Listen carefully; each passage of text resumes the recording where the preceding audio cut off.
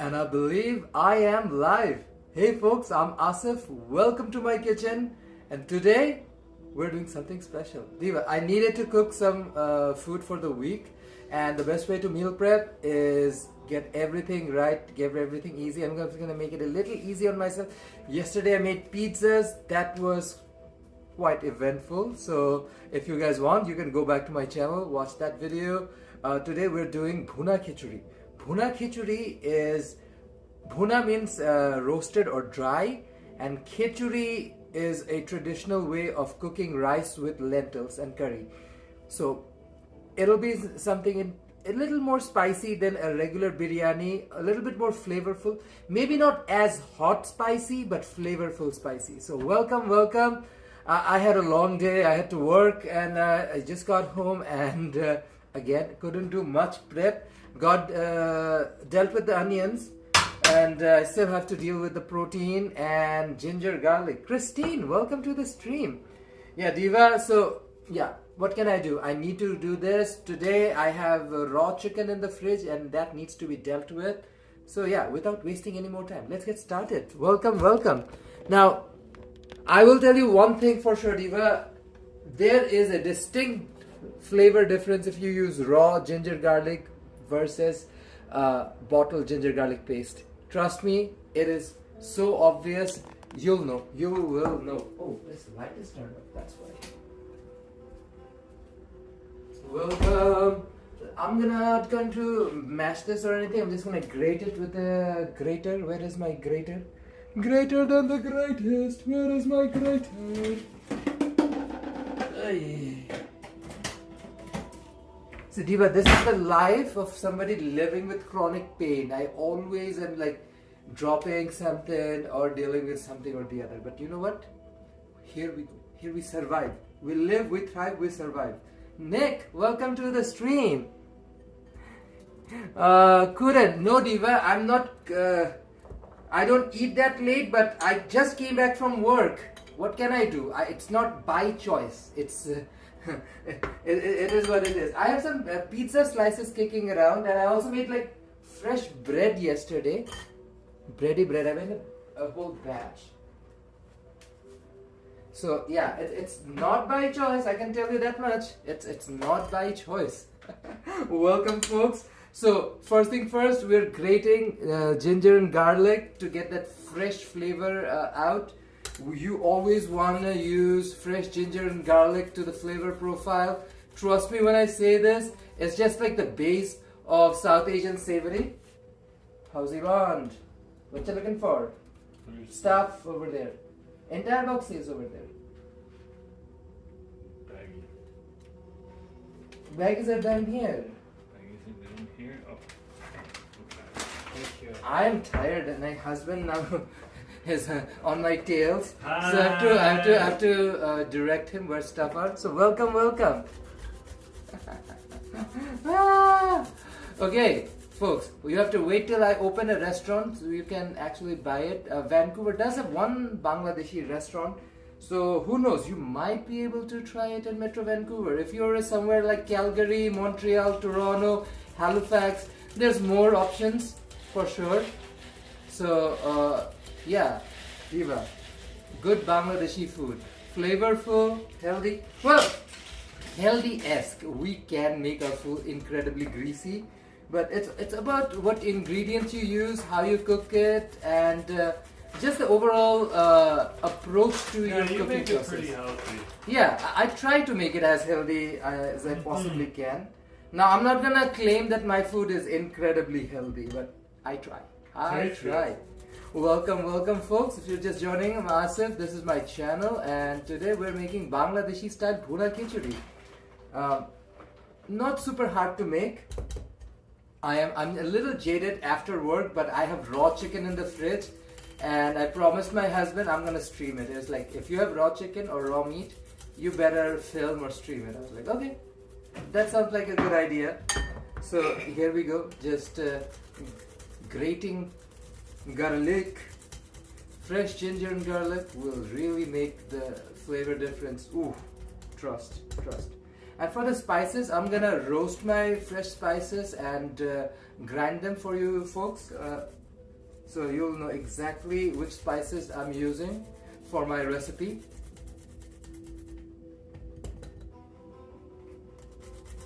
This is the part I prefer to do off camera ahead of time, but Diva, what can I say? What can I say?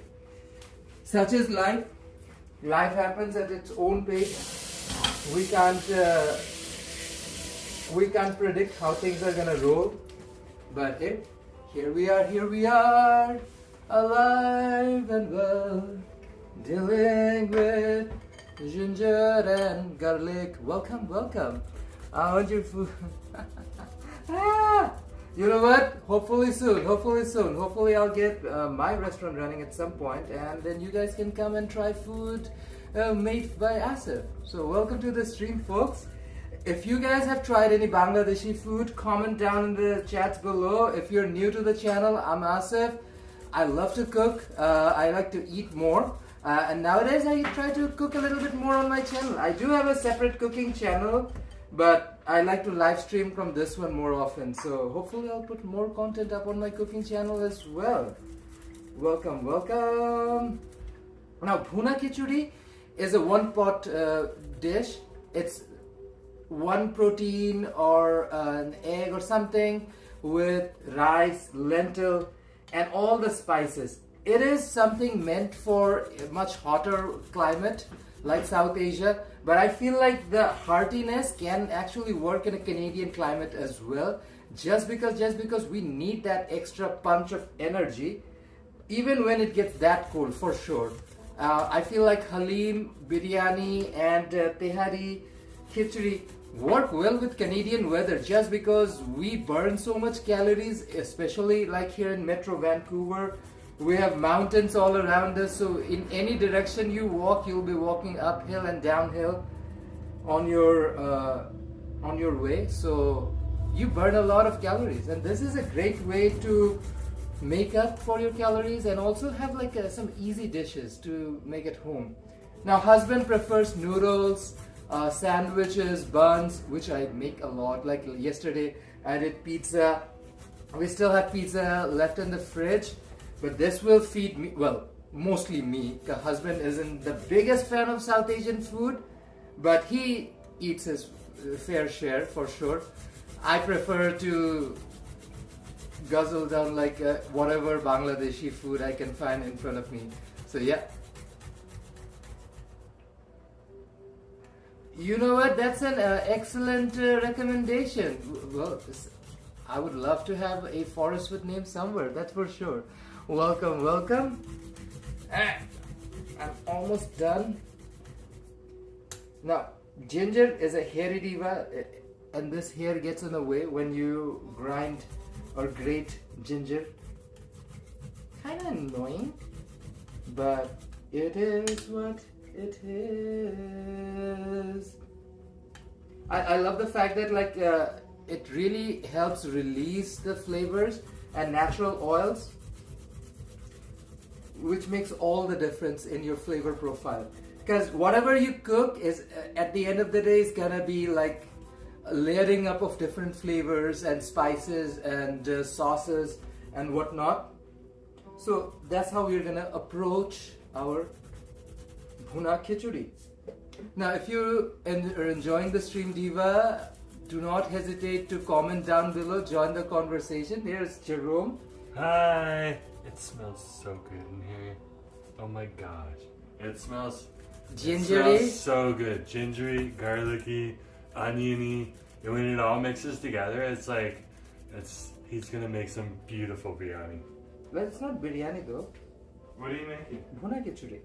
You're making Bhuna Khichuri? Look at his excitement. Have you ever used... He's making Bhuna Khichuri. Okay. I do not believe we would understand what you said, Diva, but no. Have you ever used... No. Welcome to the screen. But I think you have. Oh my goodness. Don't feel shy if you have tried something weird, Diva. I don't know, something about the internet, it brings out the world's weirds. Hey, it is what it is. As long as you're cool with people, join the chat. We're fine with people. Good to ask questions. And also, our regular fans, feel free to use shade on anyone who deserves shade. So good to see you. Shade on our channel. Nick is her shade, hard shade. I love it. Okay. Well, Nick is doing the shady work for us. Nick is like a shade master. Ginger garlic ready. Let's set it aside. I'm now gonna finish up the raw chicken. Now, it's probably not comfortable for everyone to watch me butcher and deal with raw chicken. So if you're not comfortable with dealing with meats and chickens, this is probably your cue to take a break for a few minutes, because we're gonna now butcher a tray of chicken legs. It's legs and thighs, so yeah. You got legs and thighs? Legs and thighs, that's what I found, because it was Easter weekend, everything was stripped off the shelves. The basil was so expensive this weekend. White people not even expensive, it was just out, completely sold out. That's true. Yeah. What can we do, what can we say? As I continue to cook, I obviously do a little bit of cleaning up as we go. Now let's put my raw chicken board. I have different boards for different protein. Cross-contamination is a real thing. You gotta make sure if you're using a certain chopping board for veggies, you do not use it for something like chicken. Use something different for chicken and do not mix it with something like fish or meats. Use a different color-coded system. I have my color-coded. I have a red one for meat. I have a white one for fish.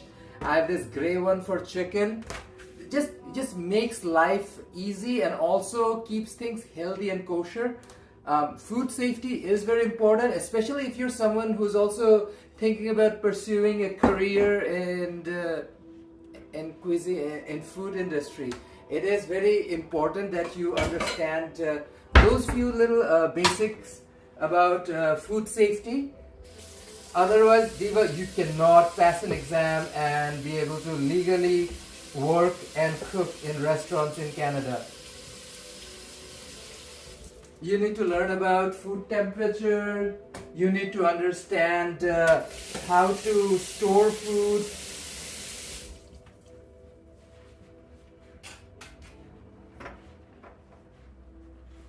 Did you cook rice for tonight? Diva, I will deal with rice, but before I deal with rice, I want to get the chicken out of the way. Once I finish the chicken, then I'm going to move on to rice. That reminds me, I have a little bit of chicken skin that I'm going to get from it. So I might as well just dip it in tapioca and deep fry it. That will just give me something extra to deal with. Here's the legs and thighs pieces I bought from the grocery store. I have no issue showing you how much it cost and what it is. It's from this weekend. So this is legs and thighs.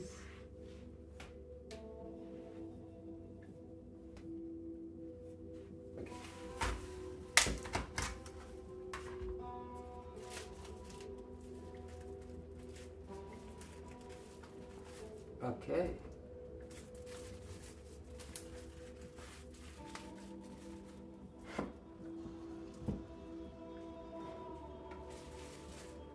Get rid of the boxy.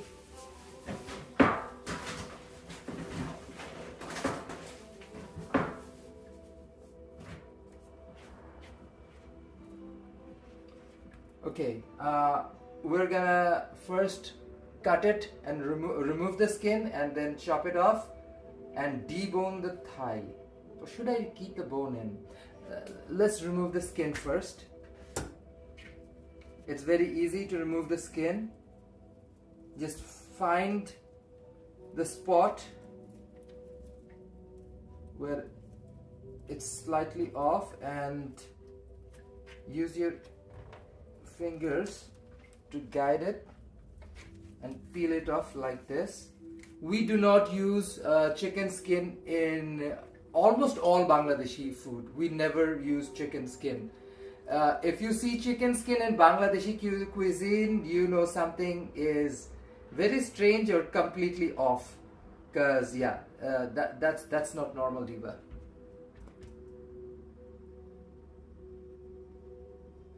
A vegetarian version is made with some type of lentil. Diva, lentil is the base for all Bhuna Khichuri. Bhuna Khichuri, it's not a khichuri or khichuri in Hindi and Urdu if there isn't a combination of rice and lentils. There can be a vegetarian or a vegan Bhuna Khichuri, which is just cooked with like potatoes, what else? I would assume gourd, pumpkin. Yeah, khichuri will have pumpkin, maybe even carrots. But yeah, there can be a vegan version of it, but I believe lentil is like the common thread of Bhuna Khichuri. It's not a Bhuna Khichuri if it doesn't have lentils in it. Just cutting off the drumette like this.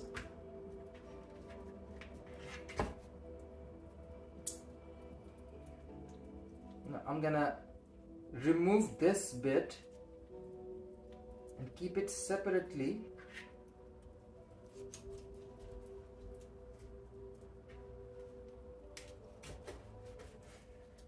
Now this thing I'll toss in a broth. So it has bones in it, a little bit of meat. So this will make a really nice broth. You can put it in the khichdi as well. Like some people like a little bony piece of meat that they can chew through. But I personally don't prefer it that way. Now I'm gonna shave off the chicken thigh.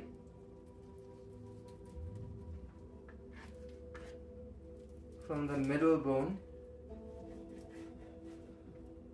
Same with this thing. You can toss it in a broth or even put it in the curry. It has a little bit of bone, a little bit of meat left on the bone, which also adds juices and flavor. So I will use this piece in my Bhuna Khichuri just because it will add more bony flavor to it.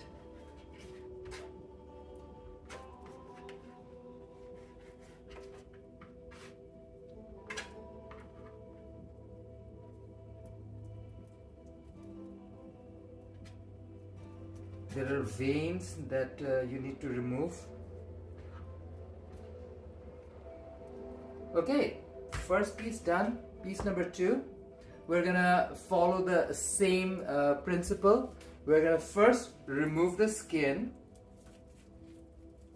like this.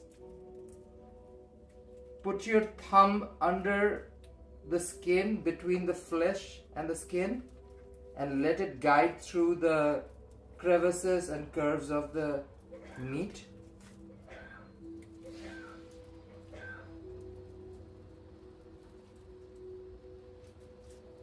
Just pull it gently down and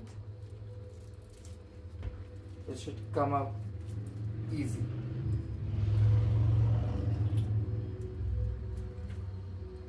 So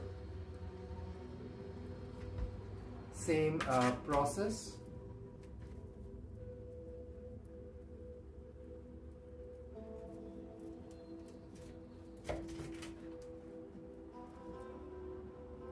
Remove the drumette first, then break this bone out and then run your knife under the meat and remove this bit. Again, this will go into my little broth that I'm gonna make later. Oh my gosh, is that Lynn? Lynn, welcome, welcome. How's it going? Good to have you on the stream, Diva. Diva, I'm making a healthy Bhuna Khichuri. This recipe won't be like traditional ones in Bangladesh. because they use a lot of oil. We're not going to use that much cooking oil. It will still have the decent bit that's necessary, but yeah, not as much as they use in Bangladesh, that's for sure. Oil is a medium to carry flavor, so I understand the point of why some people prefer to, or professionals prefer to put so much oil in their Bhuna Khichuri, but the version I'm making is a little healthier, so welcome. Diva, it's a chill night. I had to cook it. Husband was like, you know what, just shoot up a stream. I was like, I am a little tired, but I said, I was the one who said I wanted to show people this, because I usually share some of these videos with a few of my friends who are also learning how to cook Bangladeshi food, and well, not just Bangladeshi food or anything else I want to teach.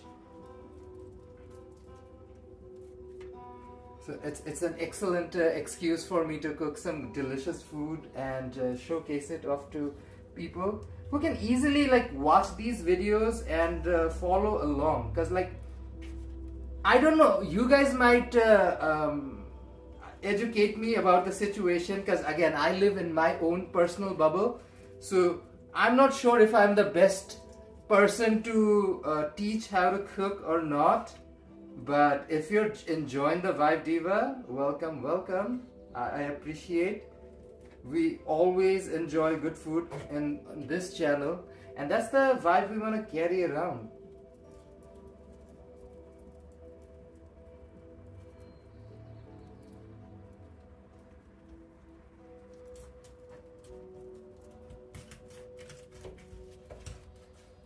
Okay, drummet removed.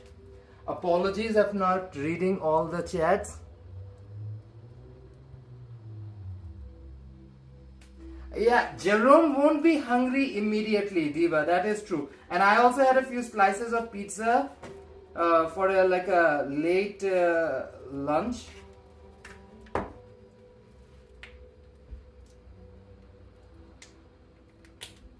Again, I'm knocking out this bone from the thigh and pushing it up, then running the knife under the bone.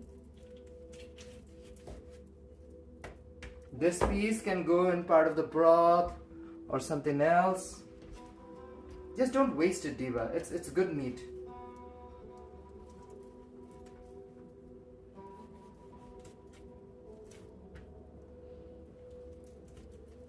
Again, shaving off the bone. So it almost looks like a drummet in itself.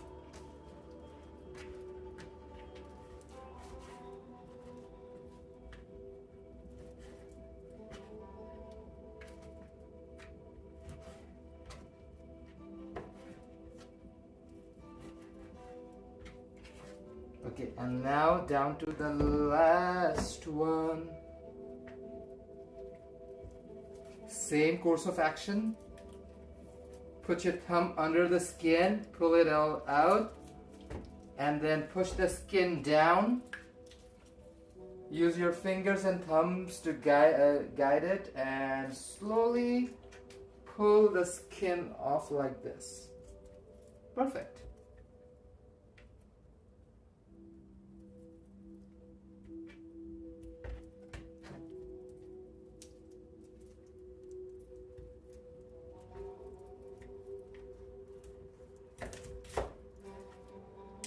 Remove the drummet. Same formula. You push this up until the bone pops up. Run the knife under, and then you remove the thigh. And what I'm gonna do additionally is debone the thigh meat from the center bone. This will become a drummet in itself, and the boneless pieces will give you nice juicy pieces of dark meat.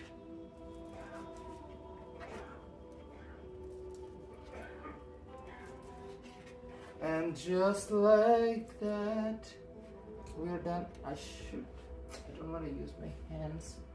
I need a plasticky box. Okay, I'll ask husband in a second. Let me put my stock stuff away. This is like this meat with the bones in. This will make such a good stock for later.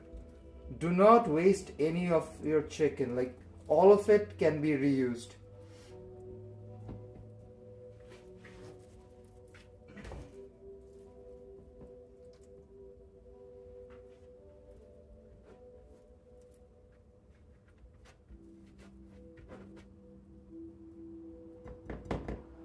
Okay, now wash my hands. Because we have raw chicken.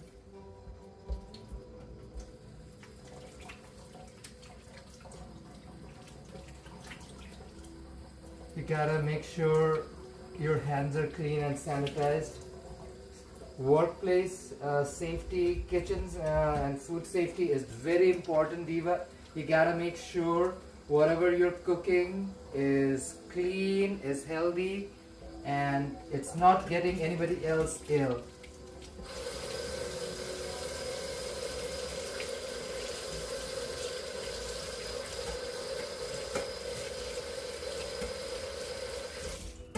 Early on, back in Toronto, when I was learning how to cook professionally and was getting all my licenses and selling it rights and whatnot. Well, selling it right is here in BC.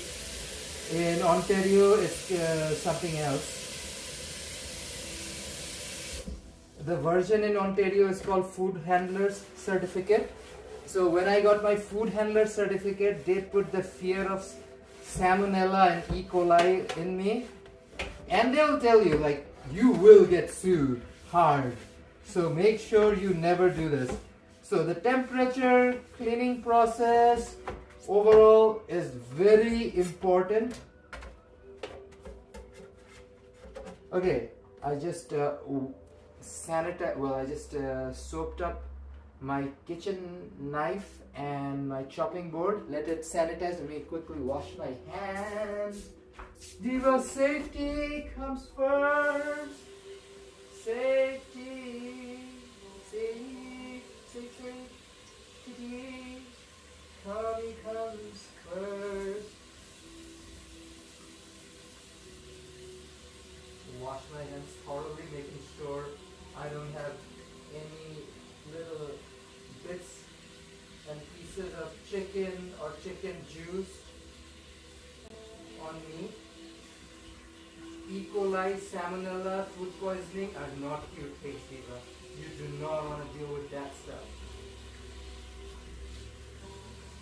That's why, like, dealing with raw chicken is something everyone who cooks with chicken takes very seriously. Like sometimes you'll meet people from other countries who go extra. Oh my gosh, is that Kiran? Hey Kiran, welcome to the stream. Good to have you, Diva. Oh, thank you so much. Kiran, we are making Bhuna Khichuri today on our live stream. Let me have a sip of my tea. Oh, I needed that. Oh, okay. So we just chopped up chicken. Now we're gonna sanitize the space before I continue with anything else. What else? Yeah, that's the start. That's the start. Okay. Let me finish up this. Sanitize the space. Get rid of the raw chicken. And then get started off with beresta. Beresta is fried onion. One of the primary ways to flavor and bring out smokiness in Bangladeshi cuisine. We make sure the food has enough of that charry smokiness just to give it that authentic Bangladeshi flavor profile. Just some more chatty chats down there. Aw, thank you for joining, Diva. We always appreciate when you divas show up on our live streams. Okay. Kid you not, I am very scared when I deal with raw anything, especially chicken. Henry, welcome to the stream. Diva, we are making chicken Bhuna Khichuri. Bhuna Khichuri is like a lentil-based biryani almost. It's not a biryani because it's not cooked the same way. It's closer to what millions of people eat at home pretty much every single day in South Asia. Trust me when I say this, like biryani is festival food. We don't eat biryani, let's say, every single day of the week. But khichuri is something that is more popular. It's easier to make. It is a little bit healthier as well. It has a lot of lentils in it, which makes it a lot more healthier to eat. So hopefully this will be a nice flavor punched one pot dish that will feed me for a couple of days. That's exactly what you want. I need a spoony spoon. I'm just getting rid of some of this chicken bones and chicken skins. I'm gonna deep fry the chicken skin and I'm gonna put the chicken bones in a broth and just make like a noodle soup, or maybe even like cook a curry with it. So yeah, this goes back in the fridge, which I'm gonna use later for a different recipe. And yeah, let me properly sanitize this space. Raw chicken is no joke. Raw chicken is no joke. I'll tell you that much. Okay. Some more sanitizing. This is the one part I really wanted to do before the stream started. Trust me. That is like, I really was begging, like, this part needs to be done before the stream starts. Unfortunately, I just didn't have enough time. So I had a long day at work, dealt with all of that stuff, came home, saw the tail end of husband's live stream from home.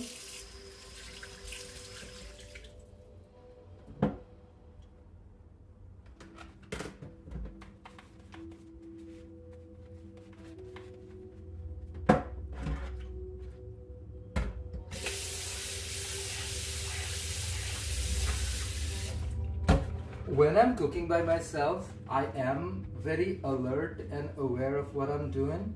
But when I'm doing a live stream, I have to pay a little bit of attention to the camera. So there is this minimal amount of chance where I could mess up my health. So I try to spend that extra time cleaning and washing. It is just being safe rather than being sorry. Safety comes first. Okay. Now let's get started on our chicken curry part of the Bhuna Khichuri. So first we cook the chicken, cook it almost up to like 80%, 75%.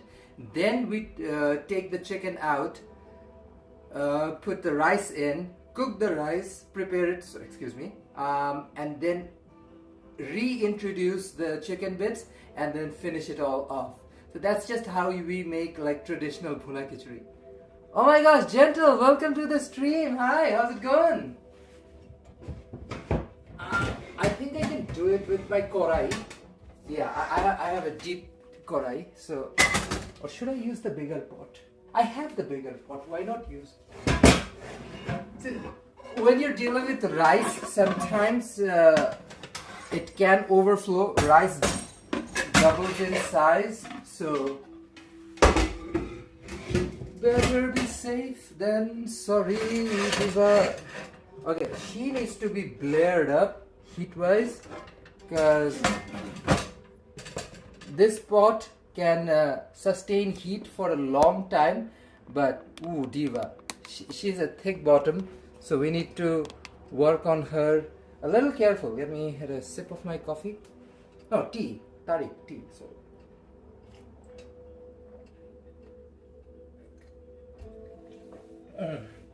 Perfect. What's the chat? Thank you. How are you guys doing tonight? Oh, Diva, it's a night full of good food and fun. So always a good time. Always a good time.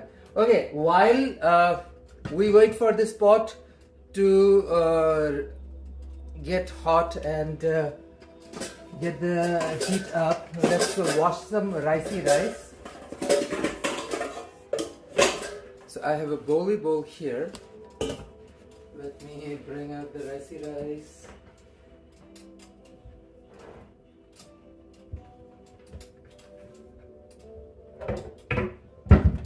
So for this recipe, we're going to use a combination of rice and lentils, Diva. Lighty light, go up. Go uppy up.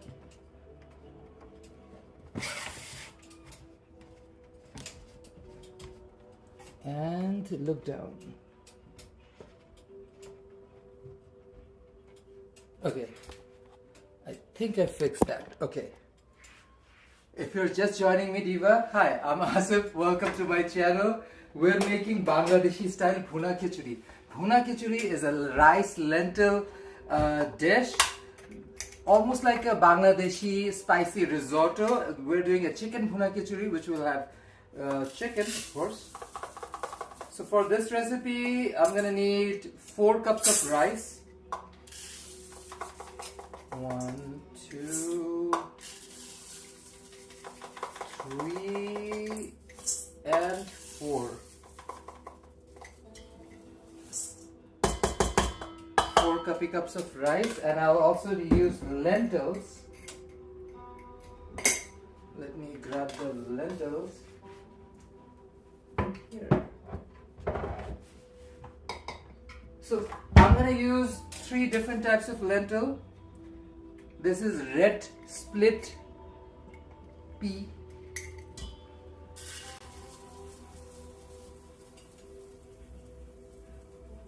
musur dal. No, I don't need all of it. I need a combination of 3 lentils that will make 1 cup. So red split lentil.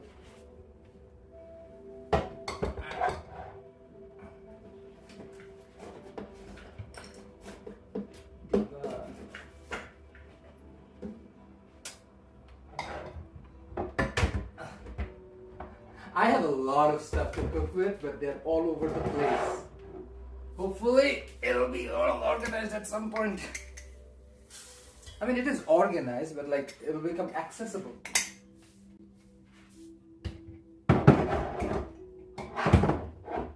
That was moong dal, yellow split lentil. And this is chana dal.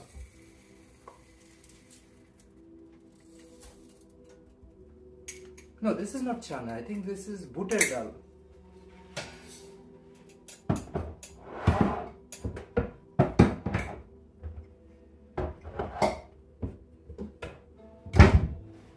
The combination of 3 different lentils.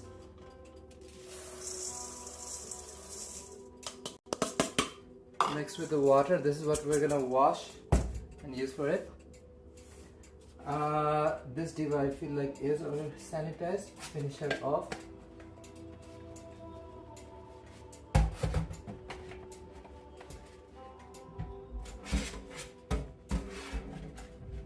And then I can wash the rice and lentils.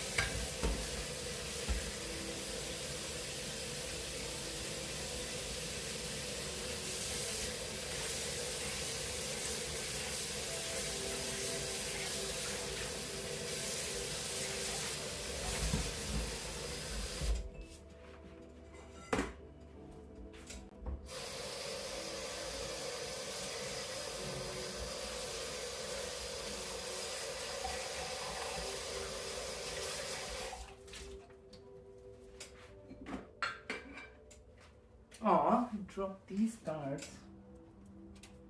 We got these cutie patooties from Cherry Blossom Festival. These are from a local artist. They're super cute.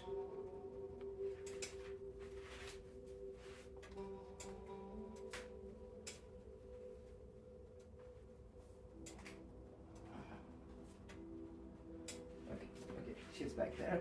Okay, let's wash this rice. We're gonna wash it till the water runs clear.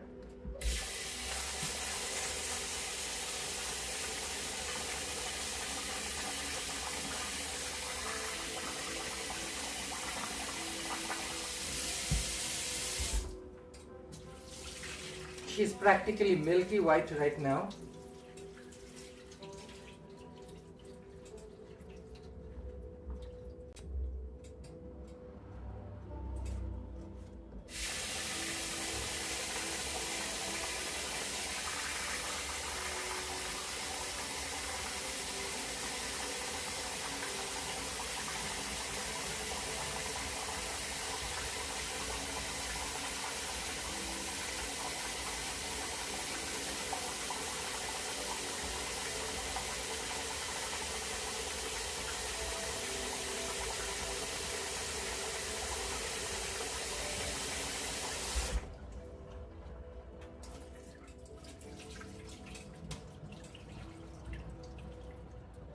Oof, that's a lot of starch.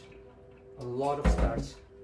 So we're gonna repeat the process until we get desired results.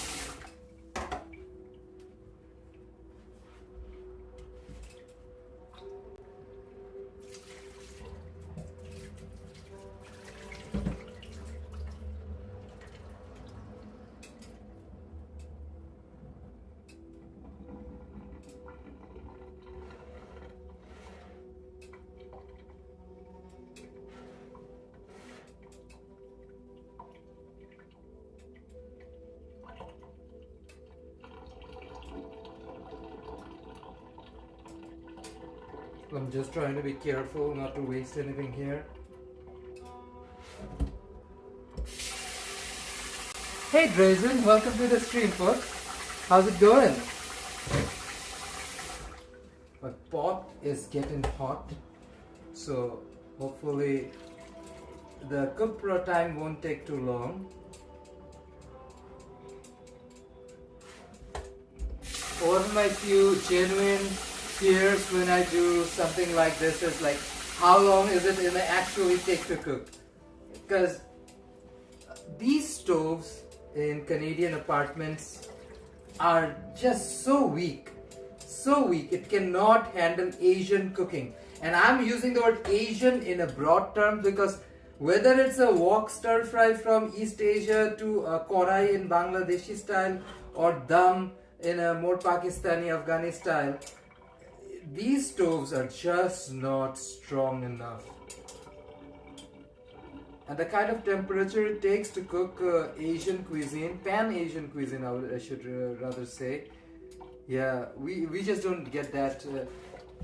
Professional restaurants have like much hotter stoves. Those are gas stoves, of course.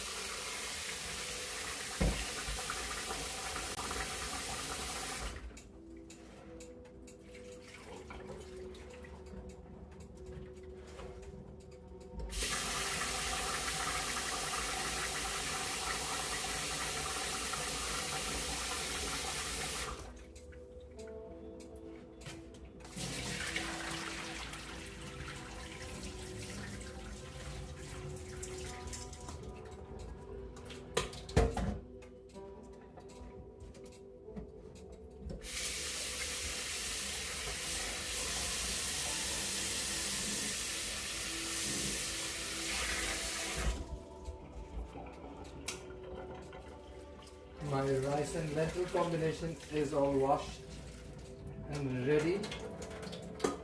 Okay, let this diva drain. Welcome, welcome. Yeah, I got back from home from work as well, diva. That's why I'm cooking so late at night. But welcome, welcome. Welcome. Now, we're gonna use a combination of 3 different cooking oils for this particular recipe because we want a very distinct flavor profile to come out. So we're gonna use canola, roughly quarter cup of canola oil.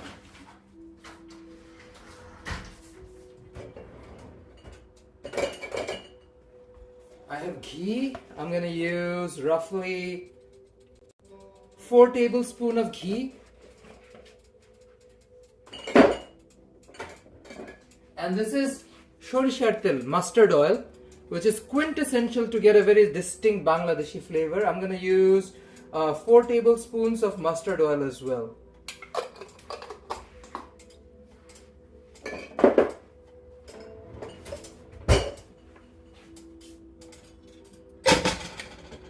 I just realized this diva does not have a heat regulated handle, so I have to use this thing. Okay, let's prepare the spice blend for this diva. Let me prepare my spices that we're gonna roast and fry for this dish. And my spice drawer is ready. Let me get a little bowly bowl and show you what I'm going to fry. First thing first, darchini. Sorry, elach. Darchini. Elach. Elach. Cardamom pods, roughly 6 pieces. No, 7 pieces. Okay. Darchini. Cinnamon stick. 1 even Steven chunky monkey cinnamon stick should do.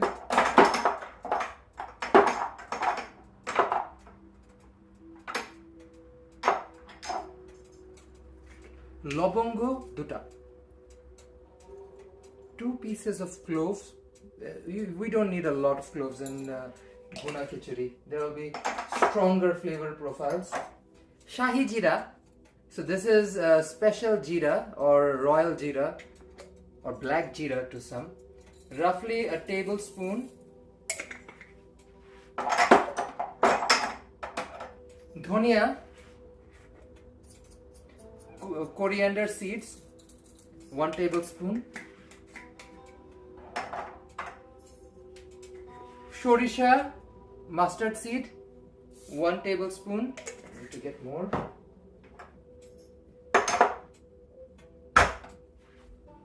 Where's my regular cumin?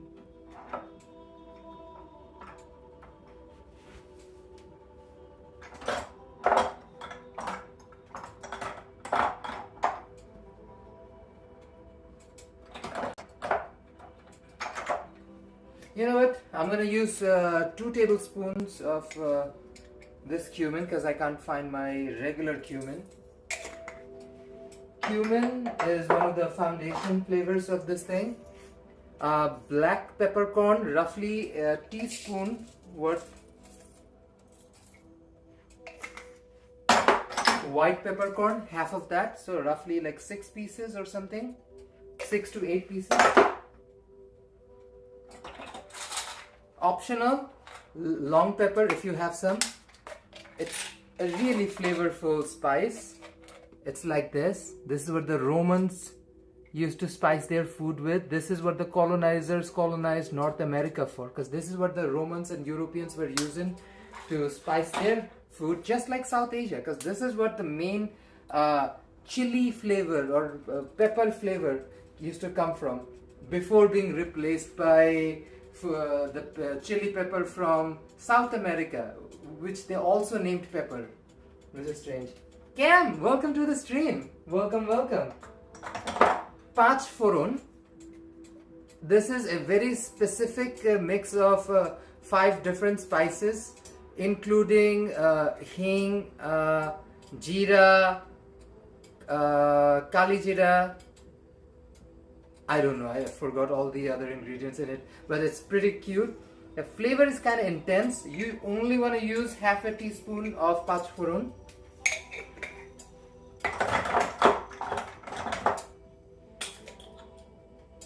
This is fennel seed. I'm going to use roughly a tablespoon of fennel seed.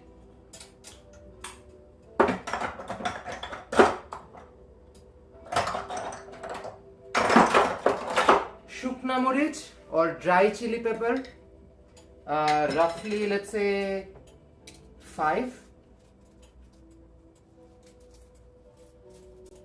We're gonna remove the head or the stem, whatever you like to call it, the stem of the pepper. 5 red chili pepper.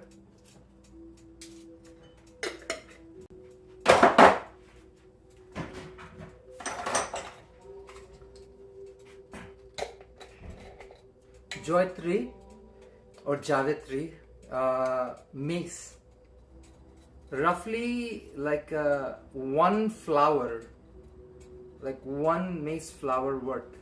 So for me it's 2 pieces.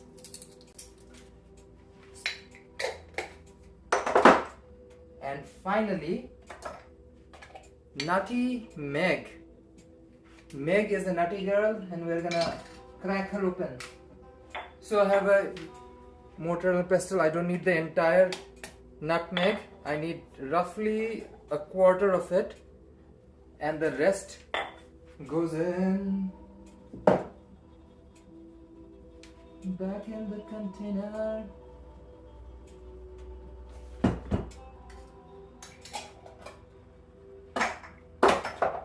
So these are this almost forgot bay leaves. For some reason it is one of those integral flavors that you ask, why am I putting this? But then you realize if you don't put it in, like, something's missing. That's bay leaf. Bay leaf in a nutshell. I think I put everybody I wanted. Okay. These are my spices. I'm gonna roast and grind these diva.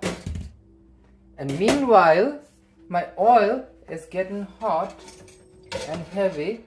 So let me drop ginger and garlic and get this started as well while I roast the spices.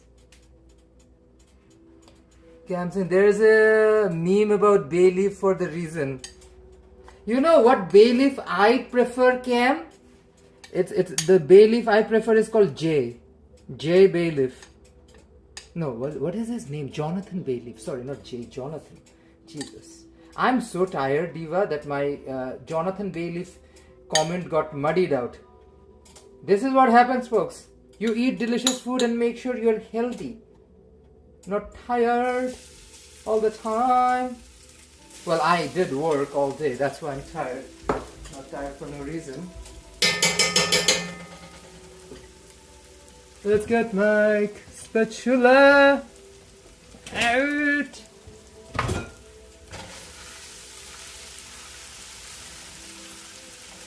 Oh yeah, oh yeah. She smells divine already.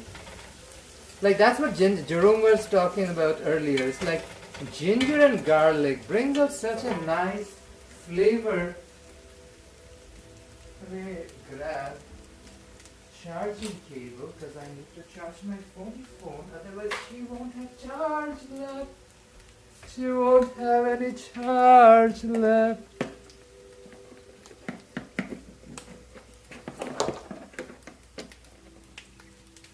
What's the tea? There is, okay, that was what Cam was saying earlier. Diva, this pot is hot right now. Let's dunk onion. So I have 3 whole onions, so roughly 3 cups of onions here. I'm gonna dump all of it, but I'm gonna keep some of it back for a different purpose. Let's berestafy this thing. Beresta basically means fried onion in Bangla.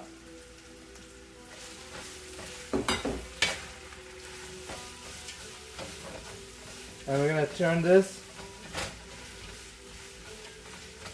into delicious beresta. Now you cook beresta with a lot of cooking oil. I just don't want to use that much cooking oil. So I'm gonna pour some boiling water.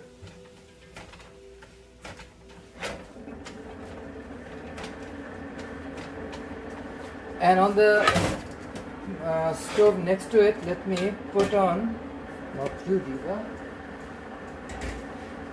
Let me put a different fry pan.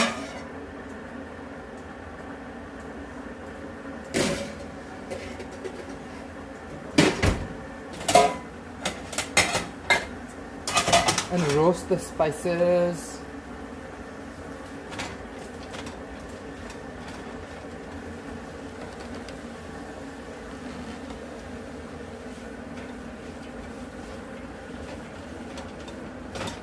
Now you can use salt as well. Salt takes out or brings out the trapped water out of onions or any veggies and meats.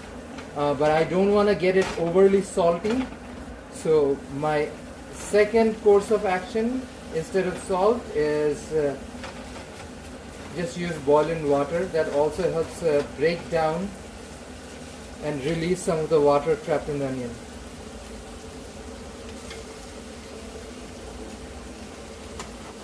I'm also bringing this pan up to heat where I want to roast these spices, and then I'm going to grind it up. We'll have a freshly grounded spices for our Bhuna Khichuri.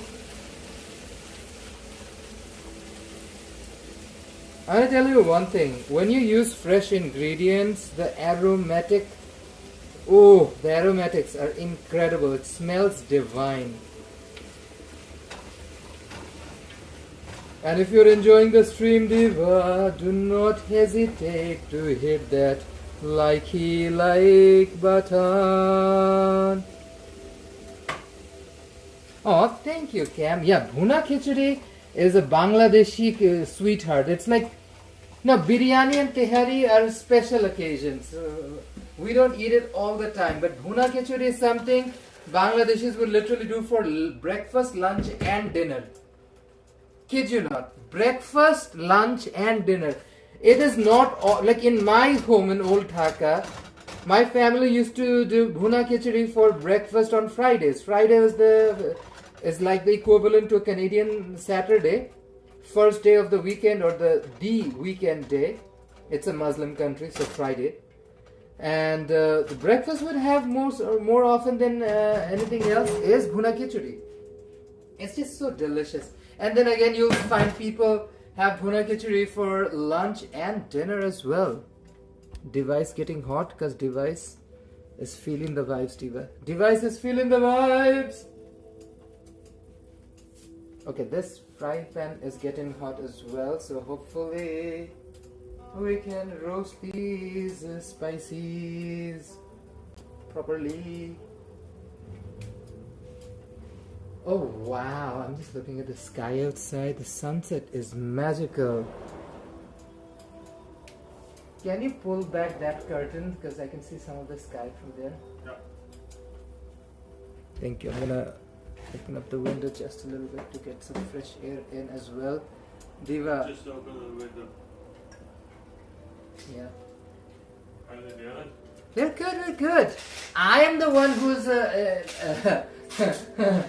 struggling with energy, but Diva, we're still having a good time. Most of it is done.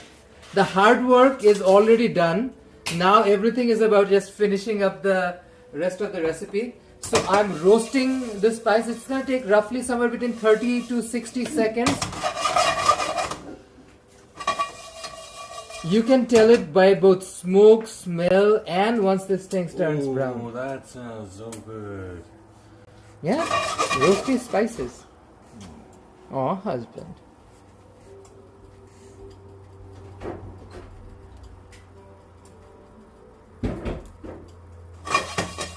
Oh. And also, don't let the spices burn, Diva. That is not the point. We want to make sure the spices are toasted or roasted. They release the natural oils therein. So, dry spices are always in a constant, what's the word I'm looking for? They're in a hibernation mode. So when you roast them up, when you heat them up, they start to release the natural oils. And that's what you want. The flavors, the terpenes from this thing to come out. Well, this thing needs to boil fast. Oh. That's my biggest fear, Diva, is like okay, see, she's roasted, she's already done. Let me grind up these spices now. Aye, camera, no, be friendly. Okay.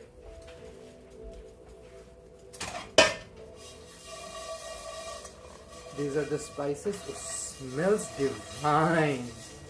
Smells divine.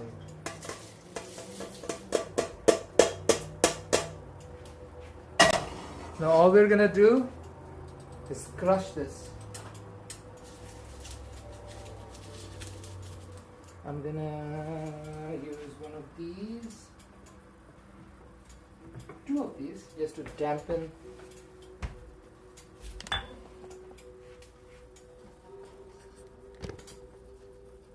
Ah, Diva.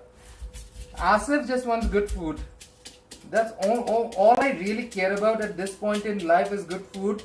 There isn't much to be hopeful about in this planet right now. Good food is one of those things that I still feel like, champions our cause. The human. Ooh, Diva.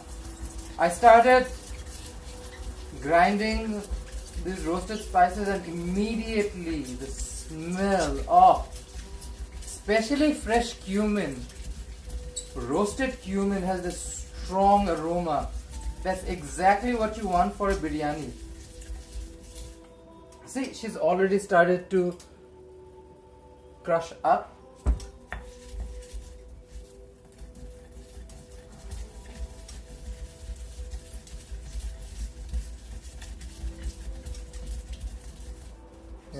Be patient. I am also not making a lot of noise. I have neighbors all around me, up, below, on either sides, and these things can be a little noisy. So welcome. Diva, if any one of you have ever tried Bangladeshi food ever before, drop down in the comments below. I would love to know what you have tried. Or is there anything on your wish list? Now, unfortunately, right here in the west coast of Canada, we don't have a lot of Bangladeshi cuisine options. But hey, here's hopeful that we get more.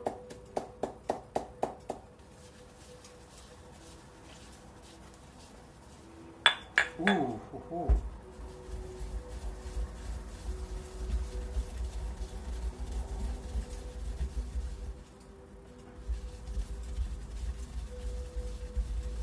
Oh yeah.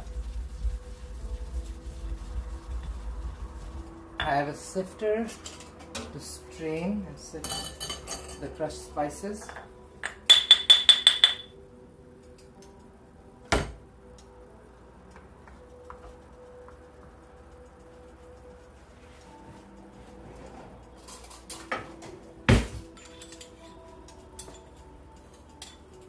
This way you can continue to grind it finer.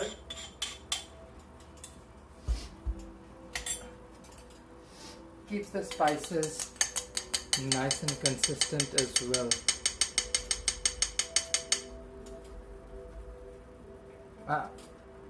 That does not look okay. Cam is saying, Asif, have you... Okay. I bet you're not doing this at 12 a.m. No, Diva, I'm not doing this at 12 a.m. That's for sure. Although back in my Scarborough days, I used to cook super late at night. Because I would come back home from work like after... It would be over by like 11 p.m. at night. And then I'll come home and cook till like 1 or 2 a.m. Jesus. Although I was working a late shift, so I can stay up a little late and wake up later in the day. That's also what I used to do for like Fridays back in the days. Just get some fried chicken for dinner and then spend the rest of the night slowly cooking for the rest of the week. Because, no, actually not Friday nights. I used to go out on Friday nights. See, Get a finer powder. Oh, smells divine. Toss the rest of it back in and continue to crush. Bangla Town in Scarborough is thriving. I agree, Cam. There's so many restaurants in here. And there's been an influx of Bangladeshi migrants to Canada. So if you're somebody who's lucky enough to be in GTA or in Ontario in general, you probably have access to some really good Bangladeshi food.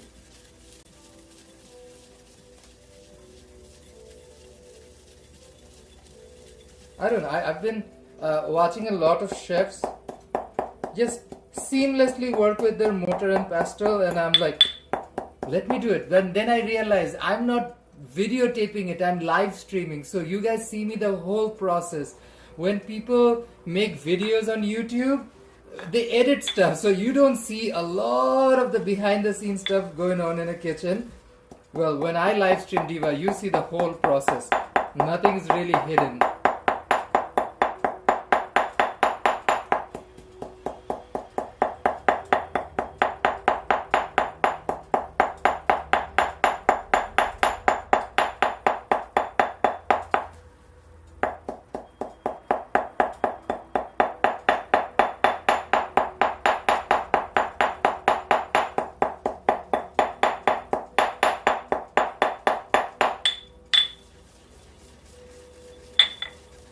She's crushing up, but imagine how fast this thing is done on like a motorized grinder or something.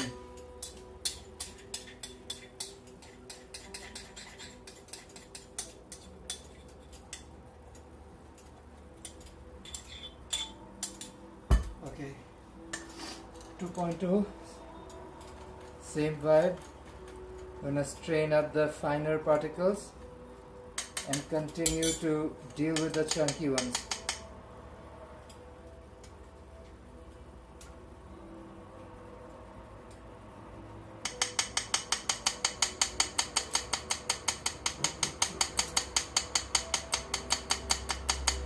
But we don't really do dry spices in Bangladesh the same way. So when they grind anything in Bangladesh, they use water and they basically turn it into a paste. So that's why whenever you see Bangladeshis, garam masala or like turmeric, chili, you won't really find it in a kitchen space as like a raw powder thing, more of a wet paste.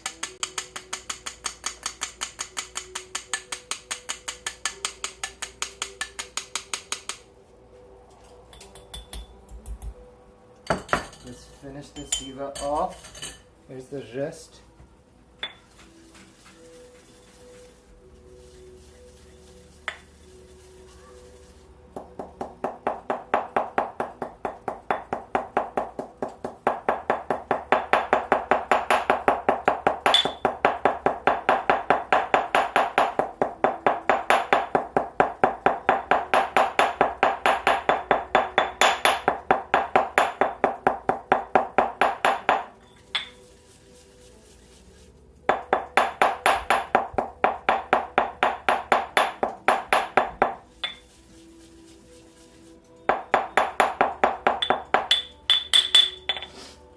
It's doing a good job, but oof, I wish this thing was, faster and less noisy.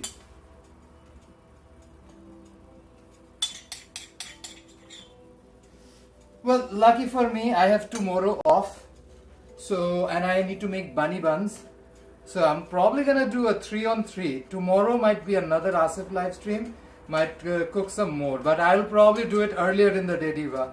I'm not gonna keep it for the later in the day.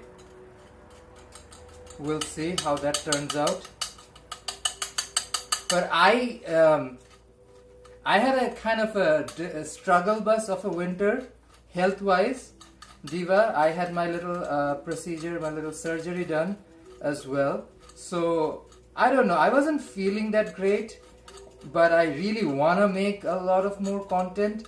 So husband has been really supportive, has been pushing me towards like, if you want to cook, just do it. And I've made it a point, like whenever I cook, make it a point to try to do a live stream. That way at least I can share some more of what I wanted to show you guys originally. And I love to edit and do all of those things, but Diva, when you have to work and do edits and all of that, it can take a bit of energy. Okay, I added some water and trying to do a grinded paste of the rest of it. It actually looks kind of close to what they do in Bangladesh. The water is lubricating the mortar and pestle, and as it goes round and round, continues to crush the thing with a nice thick paste forming. This is good, this is good. See, I hate when you have like raw pieces of dry spice in your mouth when you're eating something. This eliminates that. And the smell is so much nicer. I just realized that. Okay. See, I experiment and I figure out what works for me and what doesn't work for me. And this is how you improvise and improve your cooking skills. This does feel a lot closer to Bangladeshi spices, because the water really did do a number and change the flavor profile completely. It smells completely different now.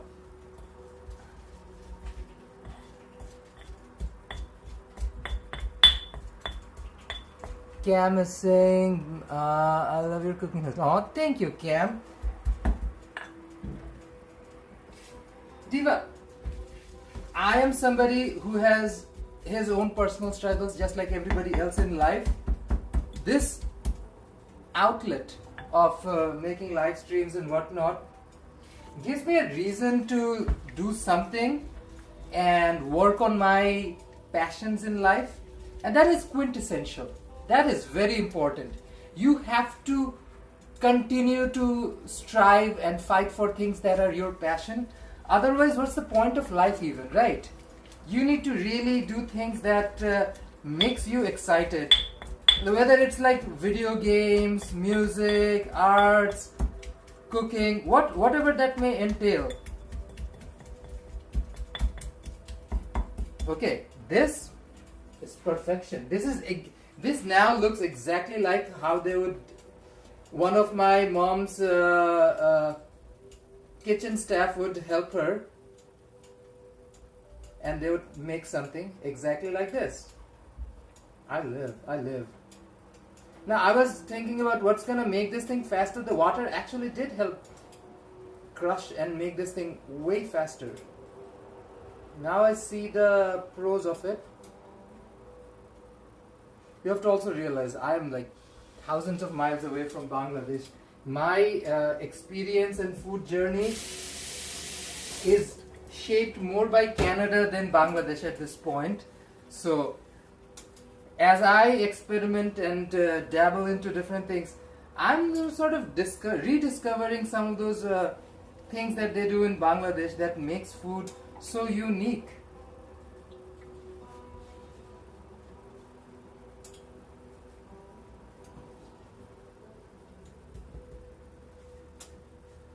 Diva, this is beautiful. Okay, what's the tea with this one? She's still going at it.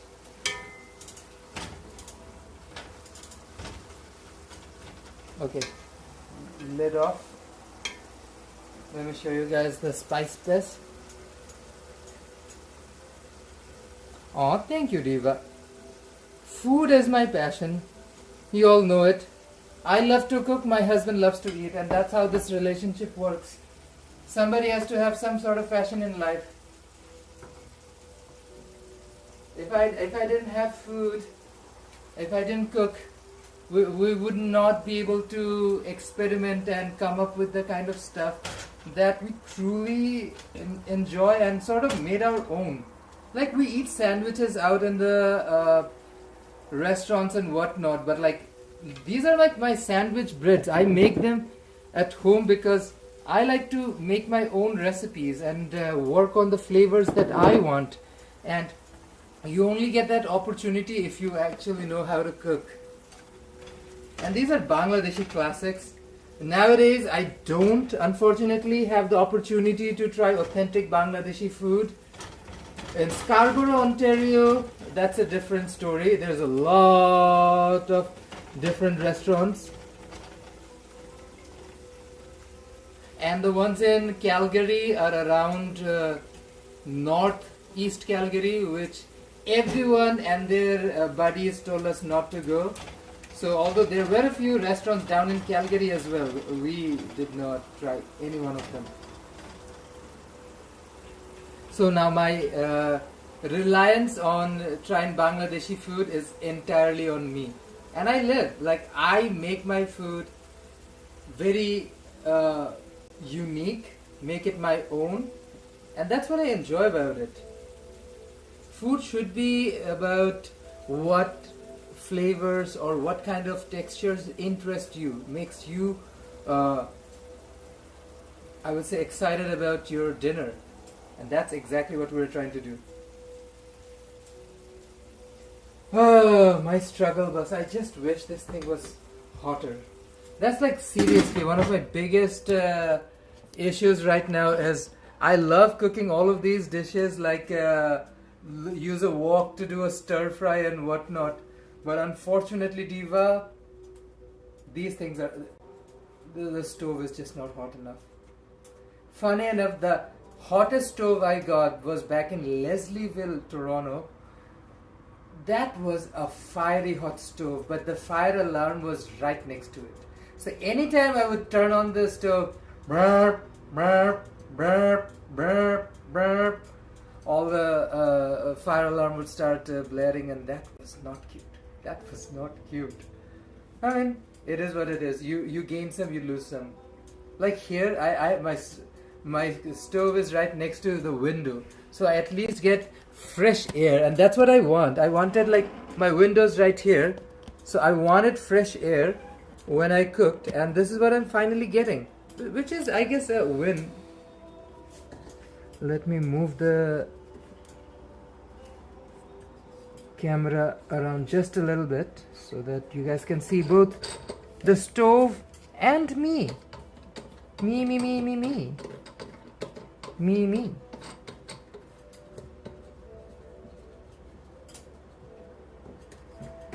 Okay.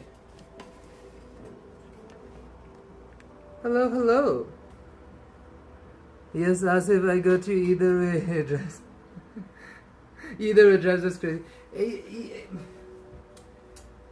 I don't know. We really need to rethink urban life and how do you cook things. Like, there has to be a way you can achieve both. You can do the Canadian apartment or condo life at the same time be able to cook the kind of food you want to cook. Who knows, Diva? Who knows? Sometime soon. Maybe you can buy one of those hot plates, Asif. Diva, I have one, not the hot plate, I have like a stove thingy. Same story, it just doesn't get hot enough. Now someone did mention getting an induction one. I've been eyeing this induction pot from IKEA store for a while. So I don't know, maybe 2026 is the year I end up getting an induction stove. Now Nacho has a pizza stove. I've been talking about using that outdoors as well, making fresh pizza somewhere outdoors. That's a plan we are sort of cooking, hopefully, fingers crossed, when we start some of our outdoorsy events as summer rolls in. So kind of excited about all of that. This will be a very unique year, Diva. We won't have a Honda celebration of lights. That's not cute, but it is what it is.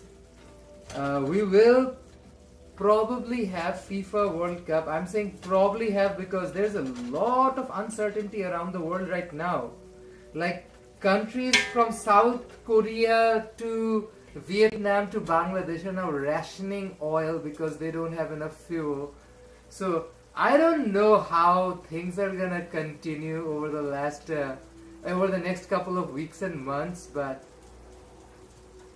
if things don't get resolved ASAP, I don't know if we're gonna have a World Cup or not. So that is definitely a terrifying thought that I've had. So we'll see, Diva. We'll see what's the reality. Arey gorom ho. I'm so pissed. I am so pissed. This thing is just not getting hot enough. How are you supposed to cook food? My struggle bus is real, Diva. My struggle bus is real.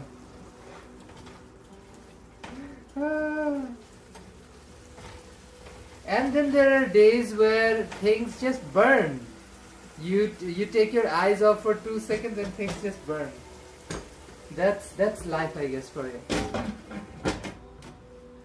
I do need to prepare like an entire mix of dry spices as well. I will use tehari mosla.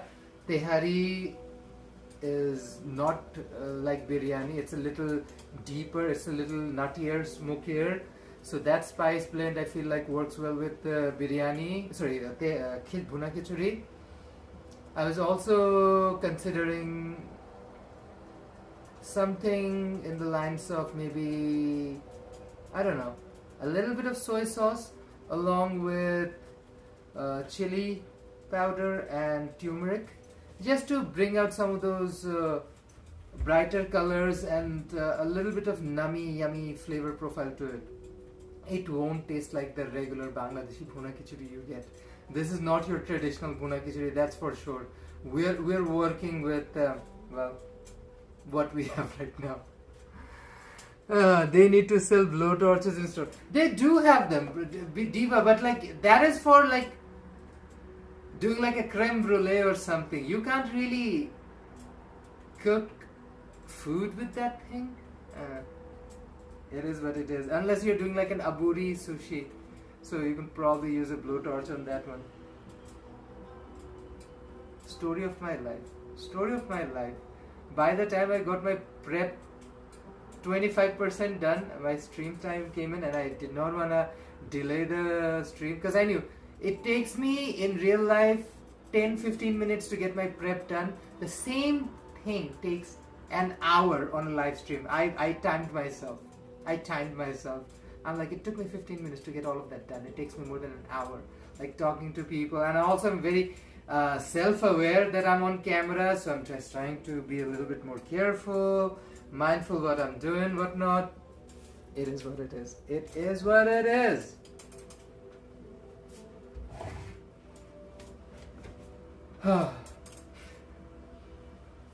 So my chicken is ready, rice is ready, my spices are ready. We're now waiting on the stove to pick up heat. Welcome folks, if you're just joining in. Hey, I'm Asif, welcome to my channel. I'm making Bangladeshi style chicken, Bhuna Khichuri. It's delicious. It's one of my favorite things in the world. And I just wanted to make something easy on me. It is easy, because like, see, I'm not like kneading a dough or cutting something or chopping something up. But Diva, it's taking way longer than I thought.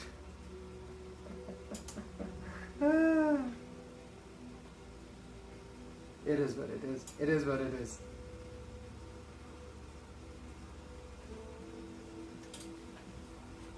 Let me grab some water.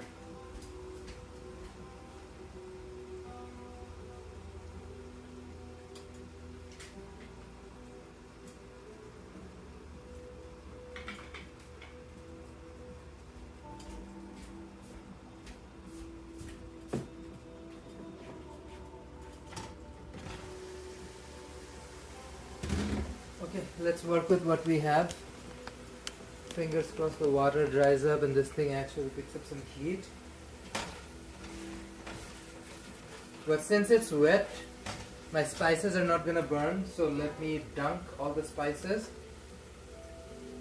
This is the wet spice mix I just used. Not just used, I just made earlier. Let's add dry spices. This is Bangladeshi red chili powder. Roughly 2 tablespoons. 1 teaspoon turmeric powder.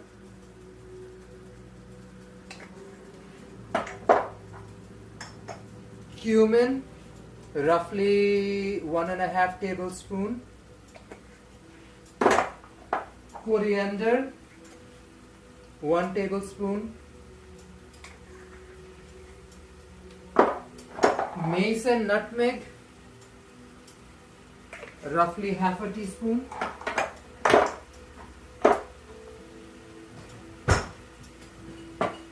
This is the Tehari spice mix, roughly 2 tablespoons.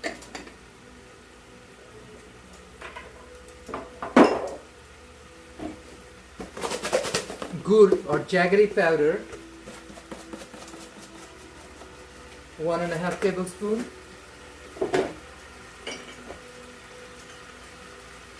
Now these are aromatics which I'm going to add later, but I'm going to add some just early on to add a little deeper flavor. So half a teaspoon of rose water and half a teaspoon of kevra, which is fine screw essence.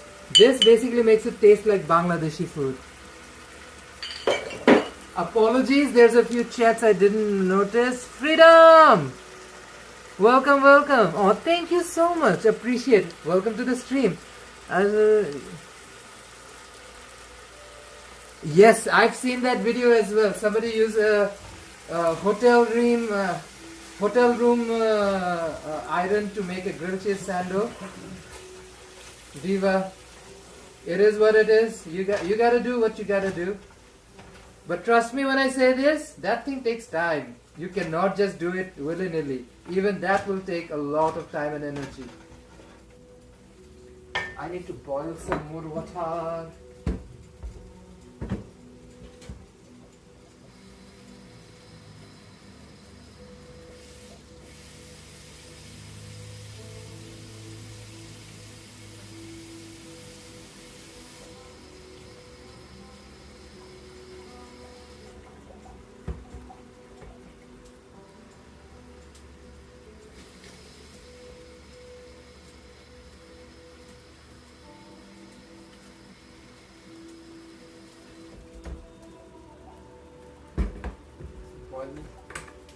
Boil some water on the side.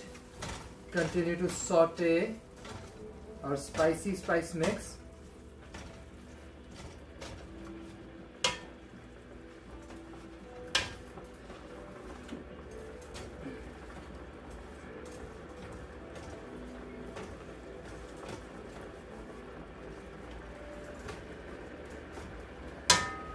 Let's close the lid. Let her saute with the lid closed for a while.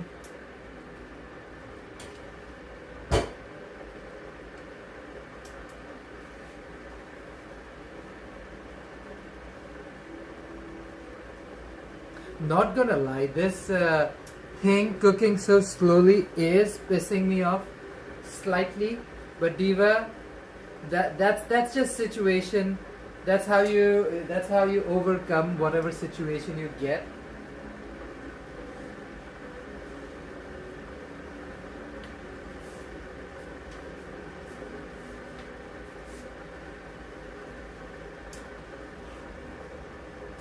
Hey Sophia, welcome. How's it going? We're making Bangladeshi style Bhuna Khichuri, which is a one-pot dish. Oh, thank you so much, Diva. I gotta eat food at home. We need healthy, delicious food for home for the entire week. This is something I'm gonna meal prep So I have boxies. Let me show you boxies. Well, I'm gonna just meal prep and put it away. So for the rest of the week, throughout my work week, I can just take a box out, put it in the oven, and heat it up, and that's it. One single boxy has all the food I need. But welcome to the stream, Diva. Appreciate every single one of you join in.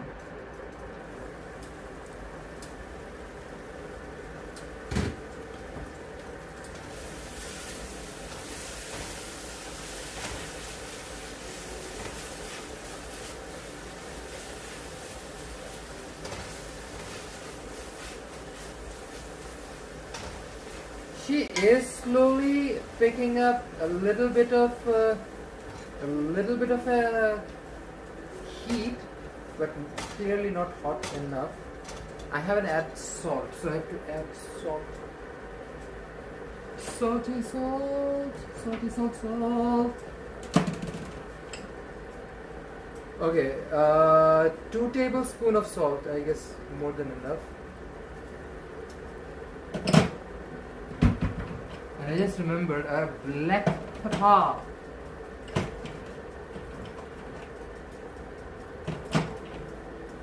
Let's add half a teaspoon of black pepper as well.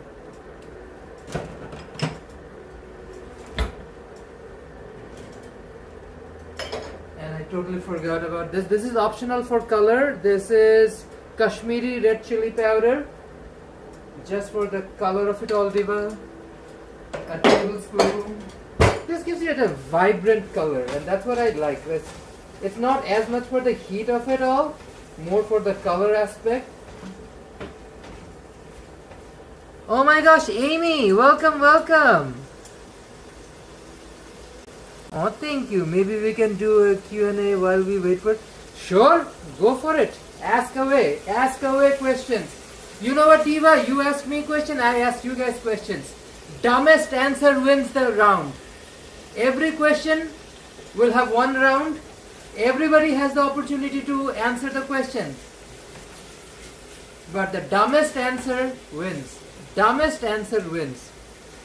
Diva. Okay? Not the smartest answer, not the quickest answer, not the most accurate answer. The dumbest answer wins. Okay. First one. Instead of a chicken Bhuna Khichuri, if I was making a labubu Bhuna Khichuri, what should I garnish with? And who should I share this plate of labubu Bhuna Khichuri with? You should protect yourself first at all costs, or the labubu will come and rip your face off. Labubu is dead. She's on the Bhuna Khichuri. Oh. I don't know that.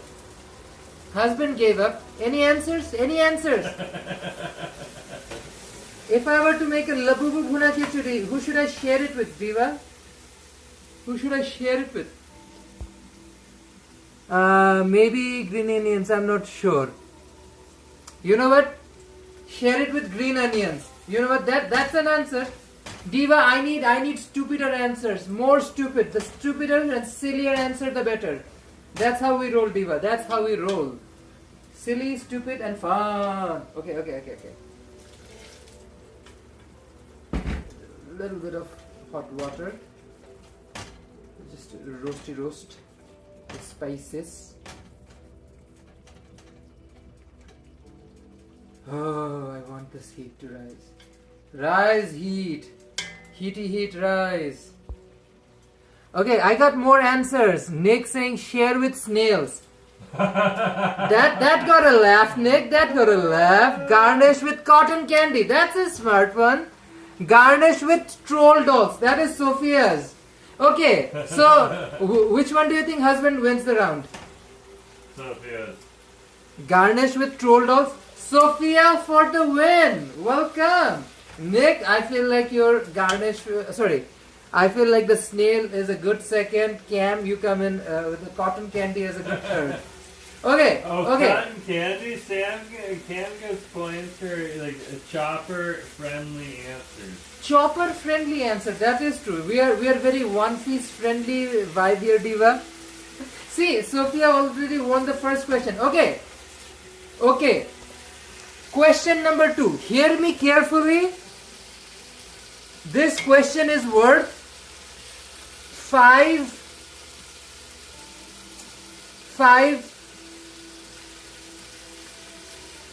This question is worth 5 Godzilla points. 5 Godzilla points. Yeah. Okay. Scenario. You are walking on 4th Ave somewhere around Cypress Street in Kitsilano. And then you have a random Karen incident. RAK. Sorry. Random Karen. RKA. Random Karen. RKI. A random Karen incident. You are in Kitsilano and you have a random Karen incident. That's happened. What is the one spell that can vanquish a Karen? That's my question. What's a Karen vanquishing spell? Let me read out the scenario again. You are in Kitsilano, British Columbia, Canada, and you encounter a random Karen attack. Karen came out of nowhere and attacks you. What spell would you cast to vanquish Karen? Silliest answer wins. Sophia has a good answer. Sophia! Flatulation. Flatulation might be a good way to deal with Karen, Sophia. Slay. I see the potential. Any other answers? Nick! This is a Karen question. Nick, I have high expectations from you, Nick. Oh, Amy has an answer. Give her a ticket for crab. Amy got a chuckle. Amy's on the lead now. Any more answers? Celebrate their main character syndrome.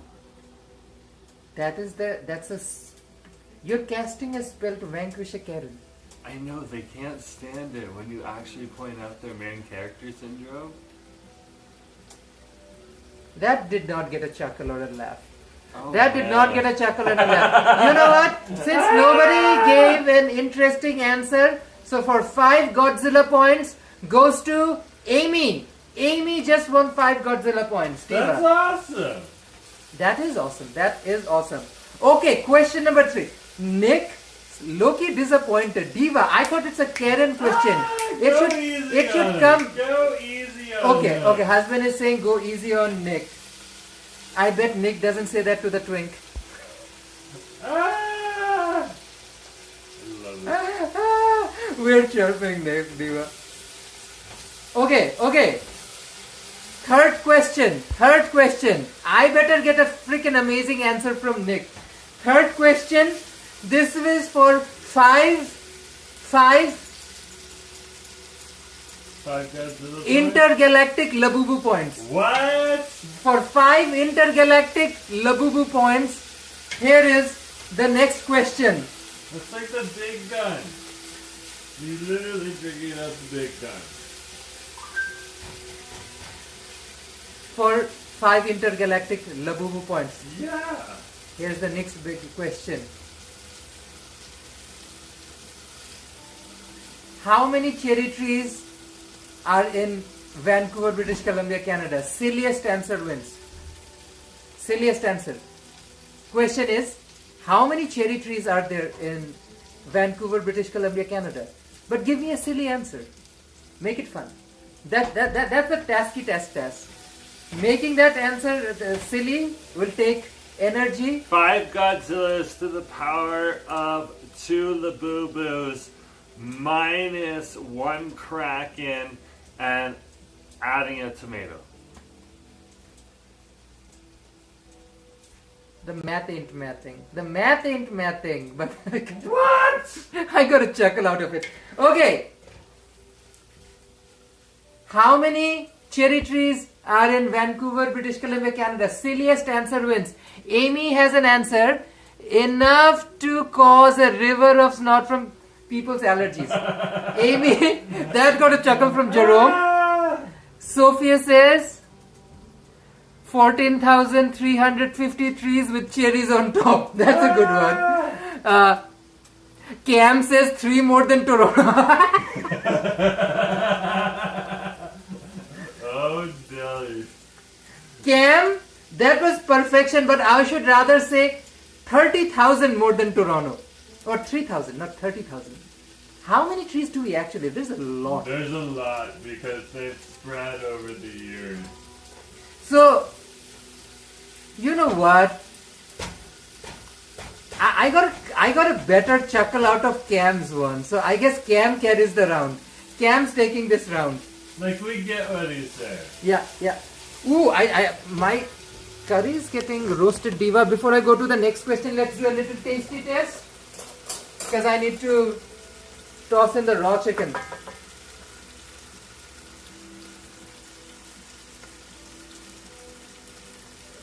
It's missing salt. It's missing salt. So I'm going to use some Dam Dak. Diva, this is a Vietnamese soy sauce. Use whatever soy sauce you have kicking around. Roughly 3 tablespoons. And to balance her off, I'm adding a tablespoon of honey.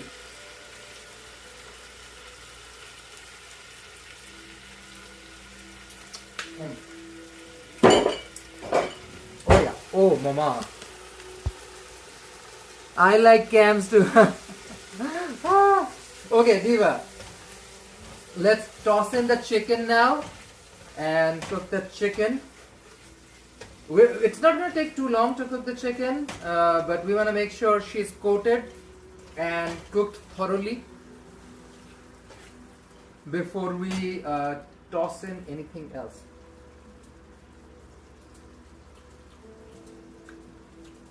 A lot better, a lot nicer. Okay. Before I ask the next question, let's toss in the raw chicken. Raw chicken dumped in, Diva. Let's make this shit happen. I don't know what song is in my head. It's some Hindi song that's my name. Oh, so I probably wouldn't know it. Yeah. Okay. हम जुदा हो गए फासले हो गए मगर हम मिलेंगे मुझे याद रखना मेरे साथ तक. I don't know why this random song came to my head for no reason, for absolute no reason. Anyways, Diva, chicken in. We're getting somewhere with our freaking Bhuna Khichuri because Jesus Christ, this took forever. We wanted to get the heat up, took forever. Okay, Diva, now question number 4. This I think is more practical of a question. I want silliest answers too. Stoves in Canada are not that hot. How do you turn on a stove? How do you make her hot? How do you make your stove hotter? Hot and bothered. So the question, let me repeat. Stoves in Canada are just not hot enough. How do you turn on a stove? How do you make her hotter? That's the question. Silliest answer wins, and the silliest answer will win an amulet protection from Kitsilano Cadence. You can only use it twice in the blood moon phase. In the blood moon phase? Oh, but that's like the most important time. Oh my I don't even know, goodness. Sophia, I can't say that on the stream. Sophia definitely gonna struggle. I was saying, Canada stoves are not hot enough. How do you turn it on? Ah! Ah! Oh my goodness gracious. I love it. Consensually, adults can do what adults want to do. Consensually. That actually looks good. Any more answers? I am not gonna lie, I'm not sure what is going on with people's lives. Somebody might be driving or in a different situation. I'm kind of disappointed Nick did not win a single Go round. easy on him. He's there when you need him. Nick, you need to show up, buddy. We're counting on you. Canadian stoves are not hot enough. How do you make them hotter? How do you turn them on? How do you turn on? you quietly and slowly and seductively caress their nipples, which happen to be dials, and just, talk to them in a slow, calm manner, because that always works with me. This is my husband's theory that, let me show you. These things that you use to regulate temperature of your stove, these are apparently stove nipples. I love it. Stove nipples got the laugh. Jerome takes the round. Jerome takes the round. Stove nipple definitely got a chuckle out of me. So, stove nipple is fun. Stove nipple is fun. Okay. Next question. Next question, Diva. This is worth a date night, imaginary date night at Daddy's Grill with a certain nicotine. So the prize for this question is a certain date night with a certain nicotine at Daddy's Grill in Richmond, East Canby.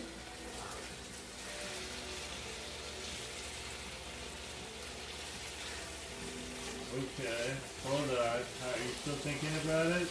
No, I'm building up suspense. Oh, I'm jumping the gun. Okay.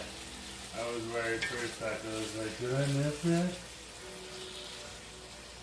So, the restaurant's name is Daddy's Grill. What is Daddy grilling?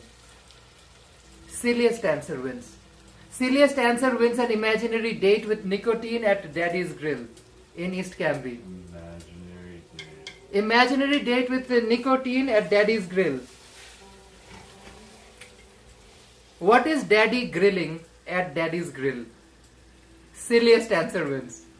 What is Daddy grilling at Daddy's Grill? I'm staying out of this. What do you mean you're staying out of this? What is Daddy grilling at Daddy's? That is the Nick answer we were expecting of. Nick answered carrots. Daddy is grilling carrots. At Daddy's Grill. Diva, you can do sillier than that. I believe in all of you. I believe in our viewers to come up with silly answers. This community can come up with sillier answers. To win an imaginary date with nicotine at Daddy's Grill in East Canby, here's the question again. The restaurant name is Daddy's Grill. What is Daddy grilling? What's Daddy grilling? Silliest answer wins. We so far have one answer. Husband, are you not even going to try to play it? What is Daddy grilling? What is Daddy grilling? Shoes. Shoes. That did not get a laugh out of me. See, I am watching. No, I am. This is my channel. This is my show. So I'm definitely trying to impersonate RuPaul and Snatch Game because, you need to make me laugh. Fair enough. When I laugh the loudest, that answer wins. Sophia's answer is hipsters. Daddy is grilling hipsters. I better watch out. Okay. So we have carrot, hipsters, and what did husband say? Shoes. Shoes. I adjust that to say grandpa shoes. I don't know. I felt like hipsters is a good one. Hipsters is a very good Hipsters one. is a good one. You know what? Sophia, you win an imaginary date at Daddy's Grill with a certain nicotine. Imaginary. So, yeah. Sophia, congratulations. Purely imaginary. Purely imaginary date with the one and only nicotine at Daddy's Grill. No basis in reality. I don't even know, is Nick just a fragment of human consciousness in chat form where comes in, interacts with us and only vanquishes Karens whenever there's a Karen incident? Who knows? Well, Who knows? know what? I'm happy he's there when they're... Sophia is on fire. Cam, you need to pick up the pace, Diva. You need to pick up the pace. You need to pick up the pace. Okay. Okay. Now, let's make the question a little bit interesting. Unfortunately, Asif, you missed all my answers. What were your answers? Are they not showing up, Cam? Hold on, I'm checking. I apologize. Again, Diva, I don't know if the thingy is stopping any of the answers or not. That does happen. Freaking all the Google things. Yeah, something's happening. Apologies, Diva. Jerome just noticed. Okay. Come here now. Oh yeah, I'm showing. Come here. Okay, show. This Prism app doesn't show me everything, Diva.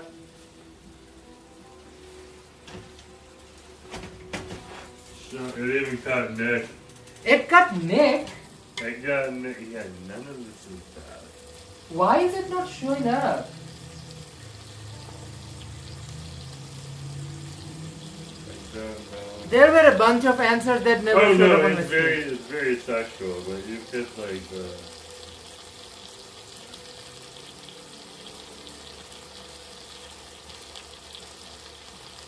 Oh, wait a minute. I feel like you can like do like that. Okay. I am so sorry. Amy This- sent a floating heart. Oh, thank you, Amy. Oh, let's just scroll through. Just keep my phone. You are over being there. persecuted by Diva. It is true. It is true. Amy said overcooked. I think Amy, that was a got- good I one. think I released all of them. Okay. Oh my gosh, there were so many answers. Oh yeah, there was so many gay answers. That's the problem with Daddy likes some YouTube. salsa. That is Yeah.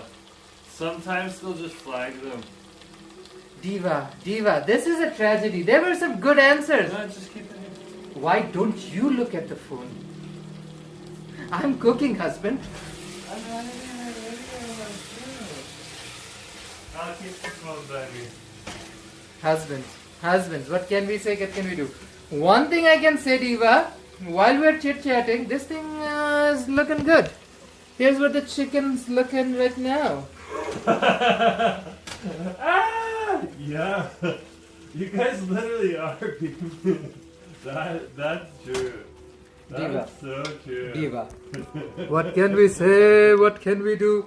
Anyways, time for another question. Imagine I wake up tomorrow and I wake up totally vegan. Can't even put any What? kind of protein in my mouth, including chicken. What happens to fried chicken on Fridays then? Imagine Asif wakes up and is like a reformed man tomorrow. Like I hit my head with a vegan something and I just wake up vegan and I don't eat chicken anymore. What happens to fried chicken? What happens to fried chicken wars? Silliest answer wins. Total collapse of civilization. For me, one little Asif stops eating chicken and civilization collapses. Oh, bang, you're like the guru. You created I'm the a guru entire now? theology. Yeah. গুরু আর গরুর মধ্যে কিন্তু বেশি পার্থক্য নাই জামাই। গুরু আর গরুর মাঝখানে একটা শব্দের খালি পার্থক্য। গুরু কেমনে গরু হয়ে যায় একমাত্র আমার বাংলা ভাষাভাষীরাই জানবে। Eggplant Fridays. I love this. I love this. See, they're able And- to, they realize they need to be a little smarter to Yeah. get around. And Cam Yeah, says really? fried cauliflower wars. I see the potential. I see the potential. I love it. Any more answers, Diva? Sophia says Tyra Banks takes over and looks for the new host of fried chicken. Invoking Tyra Banks? Whoa, that's huge. Now we are getting into Tyra stuff. Oh yeah. Diva, I think any more answers? You bet they better work. Exactly. You know what, Diva? I would say I do a mooncake day instead. Christine, good response, good response. Christine, criteria is to be sillier. Yeah. So I feel like the silliest answer and the most appropriate one goes to Nick.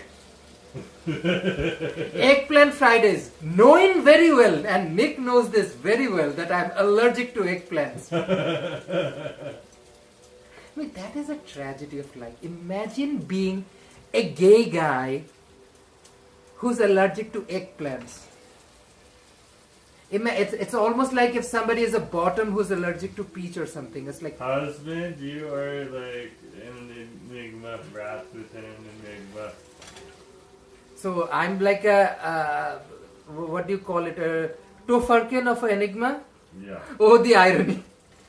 Diva, irony is not lost on me. The irony is not lost on me. At least you're not allergic to sausage. I love it. Now, Cam, you've touched a very touchy point in heart. Now think of this. Something about a sausage. Something about it, Diva. I don't know. I can't put my finger on it. Anyways, Diva, something. Come. Love it. Okay. Let me put some yogurt, or should I put some sour cream? My sour cream's ready. So Sophia got a good laugh. Nick got a mistress chuckle emoji. Aw. Okay, and Sophia said you were all hilarious and Cam got a good laugh. Diva, life is too short. Not me. I'm a very tall person, but life is short. Which is ironic. Like a short life, tall person dealing with this reality. It is what it is. It is what it is. I don't dictate reality. I just adhere to it, Diva. That's why we play games. Life plays games with us. We play games with life. That's how it rolls. Okay. This is It's gonna fight back. dahi, top doi, sour cream, half a cup. Dunky dunk on the chicken. Let me move the camera around so you Diva see. Diva, our live stream, this community is the best ever. Trust me. That's why we're doing like the, kid you not, we did something similar with Nacho, Kiran and Lynn on Public Market. It was so fun. We had a good time, Diva. Like that's why we want to do community days more often. That like you guys do it online, which is awesome. But like if somebody wants to meet up in person and hang out and play silly little games like this, by all means, you're more than welcome. Diva, add this sour cream. Well, not sour cream, yogurt.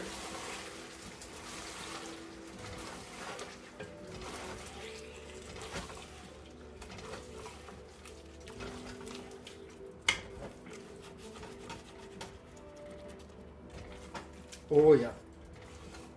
This also changes the chemical profile of it. Amino acids come in, breaks down some of those things. Milk and yogurt has also those enzymes that also tenderizes the chicken. So it shouldn't take too long to cook it, because we're just going to take the pieces off and dunk the rice in and cook it as it is. Then just before the process is finally done, toss back all the big pieces. I need to put 2 more ingredients in this thing. Oh, I completely forgot one of the bigger ingredients, Diva. See, this is what happens when my mind goes to places, Diva. I forgot chili, kacha morich. Hi re mumin, koski mumin. Kacha morich chhara ki khichuri hoy. Of course. I added 7 pieces of chili in brine. Fresh red or green chili is recommended, but Diva, you use whatever you get. Don't be upset about whatever you have. And a little bit more jaggery powder. to mix up flavor profile. Oh, thank you so much, Diva. Do we get to ask questions now? Sophia, sure. Diva, sure. The next question is on Sophia. Okay, everybody gets to ask questions one at a time. Sophia, shoot, Diva. We're playing funny games. Stupidest answers win.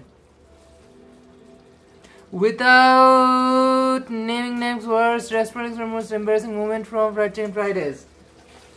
I'm gonna give you one word answer. Anybody and everybody who has been in this live stream or channel has some idea about it. And Nick will probably put a single emoji to explain who it is. Those who know, they know. And the answer is a snail emoji. Those who know, they know. That's probably the best way to frame it. That's the best way, and it's a small business. I never like to drag down a small business ever. I got raw chicken somewhere, but like, I'm not gonna name names, because if it was like Wendy's, which Wendy's was one of the single worst big chain sandwich we had. Big chains, I don't really mind. These are big companies, but if it's a small business, family-run business, I do not want to say anything on camera and tarnish a name. All I'm gonna say, snail emoji. Okay. Time for the next question. Unless somebody else has a question, Diva. Here comes the next one. Sillier answers only. Silliest answer wins. Okay. This answer is for the limited. Snail. Diva, I don't want to name that name, but that happened. That definitely happened. But yeah, it is what it is. I'm not going to say anything more about it. Okay, next question is for the limited edition Karen Labubu that may or may not actually exist.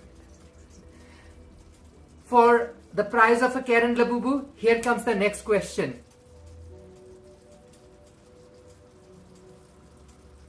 If you are on a racetrack, racing on giant snails,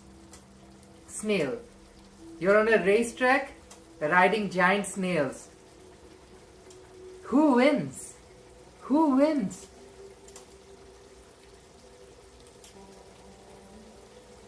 Here's the scenario again. You're on a racetrack and you're racing giant snails. Who wins? Giant snails. Snails. Who wins? Yeah, you're on a race with giant snails racing. Who wins? Silliest answer only. Sophia says the snail. Nick said Santa Claus. Husband, any answer. Who wins? Who wins? Godzilla riding bareback on the Kraken. Can I even say bareback on my channel without getting... Uh-oh. I think I just did. Cam says the mucus. Because it's right. Diva. And the winner is clearly Cam. Cam wins with mucus. Cam, you win imaginary limited edition Karen Labubu. Congratulations. Oh wow. You know what? It's taking her time, but she's actually coming around. Okay.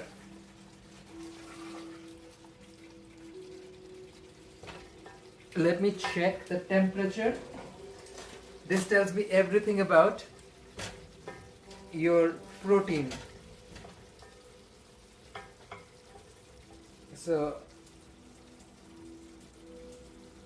at the thickest part of your chicken, dunk a thermostat like this. I'm trying to not put any gravy on my floor. So, She is almost there, getting there. I need 72 degrees Celsius for her to get up there. আরে ছেমরে তোর গায়ের গরম কি বারে না মিজাজটা খারাপ লাগে হালার Now she needs to be sorted a few more minutes before I can do it properly. Tanmay is on the stream. Tanmay, welcome. Diva, we are making Bhuna Khichuri, which is a very Bangladeshi dish. We eat it every meal of the day. We can eat Bhuna Khichuri for breakfast, lunch and dinner. So welcome. Camp, a free snail pizza. Diva. Tanmay, we are playing a game. Everybody is allowed to partake. The winner is selected by the silliest answer. The answer that makes me cackle and laugh the most wins. So the goal is to make you laugh. It's very RuPaul. It's giving very RuPaul. It's yeah. Make me laugh and you win the round. So here goes. Nothing. This question is worth a Cthulhu owl from Lonesdale Sea Bus Terminal. The question is, there is a Gary Point Park where Gary pointed and there's a park. There's a Riley Point Park where Riley pointed, there's a park. What else is out there that we've missed? How many other parks should be named? Point this, point that park. You know what? I didn't properly explain the question. Okay, explain it again. There is Riley Point Park named after Riley. There is Gary Point Park named after Gary. What else Point Park exists? Named after whom? You know what I'm saying? Gary Point Park, Riley Point Park. What else Point Park is out there that we've missed, Eva? It doesn't actually have to be a real park. Can be fictional. Gary Point Park, Riley Point Park. What else Point Park? Johnny Point Park, as in Jonathan Rogers Point Park. Okay, that did not get a laugh out of me. That did not get a laugh out of me. I'm way too serious, wasn't I? I just wasn't good enough. I didn't put it into You that. didn't put in effort. Okay. No. Question was, we have Riley Point Park, we have Gary Point Park. What else Point Parks have we missed out on? Help me out, folks, as I've been doing a terrible job. Terrible job. Point of no return park. Point of no return park. That could be a potential answer. Anyways, I'm giving answers. Nobody is even coming up with answers anymore. Khelbo na. I'm here khelbo na. I need funny answers. Okay, you know what? I didn't really put up a good question. Let that question be excused. Yeah, and it wasn't punchy enough of a question. I just saw that. I was like, Okay. Gary Point, but chronology was missed. Okay. Let's think of a better question, husband. Or do you have any question recommendations?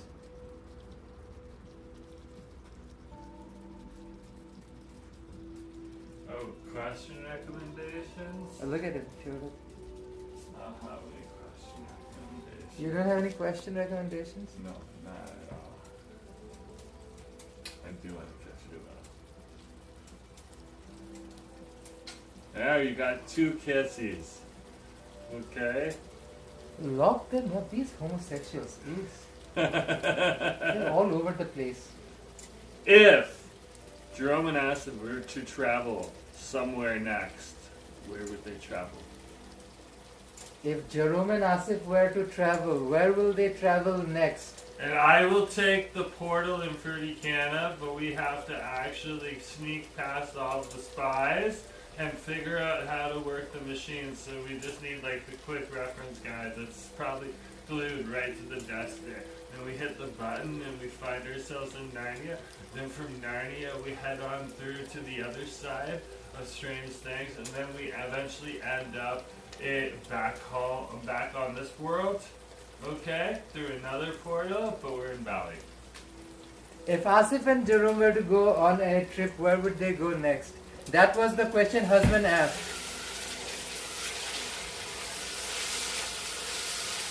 The next generation AI world. Christine!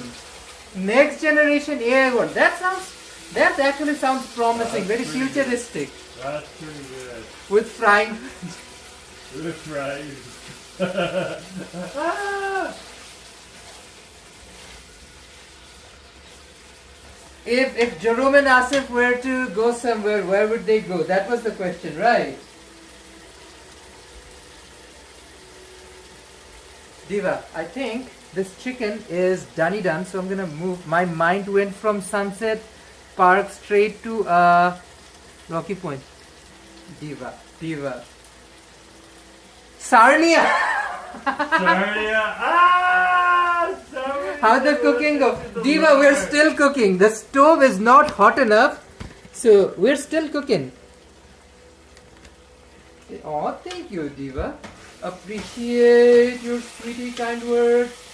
Now we're gonna take pieces of chicken out of here. Diva, the chicken is cooked. I'm taking all the bony pieces of chicken out. We're gonna dunk our ricey rice on this thing next.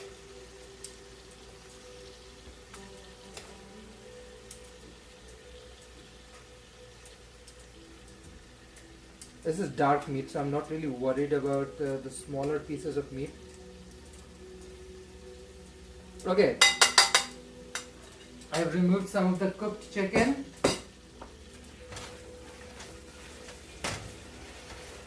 Now we are getting towards the final stage, absolute final stage of this thing, Diva. We're gonna dunk the ricey rice with lentil.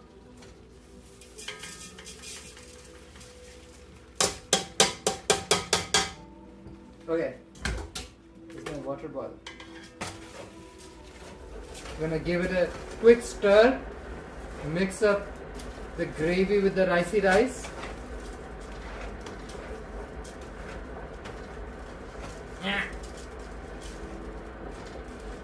It smells divine. I bet you it's gonna soak up all of this flavor and taste incredible.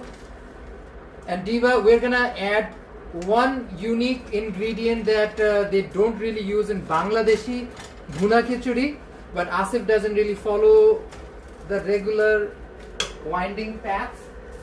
So in a typical Asifian way of doing this thing, I'm gonna add chicken stock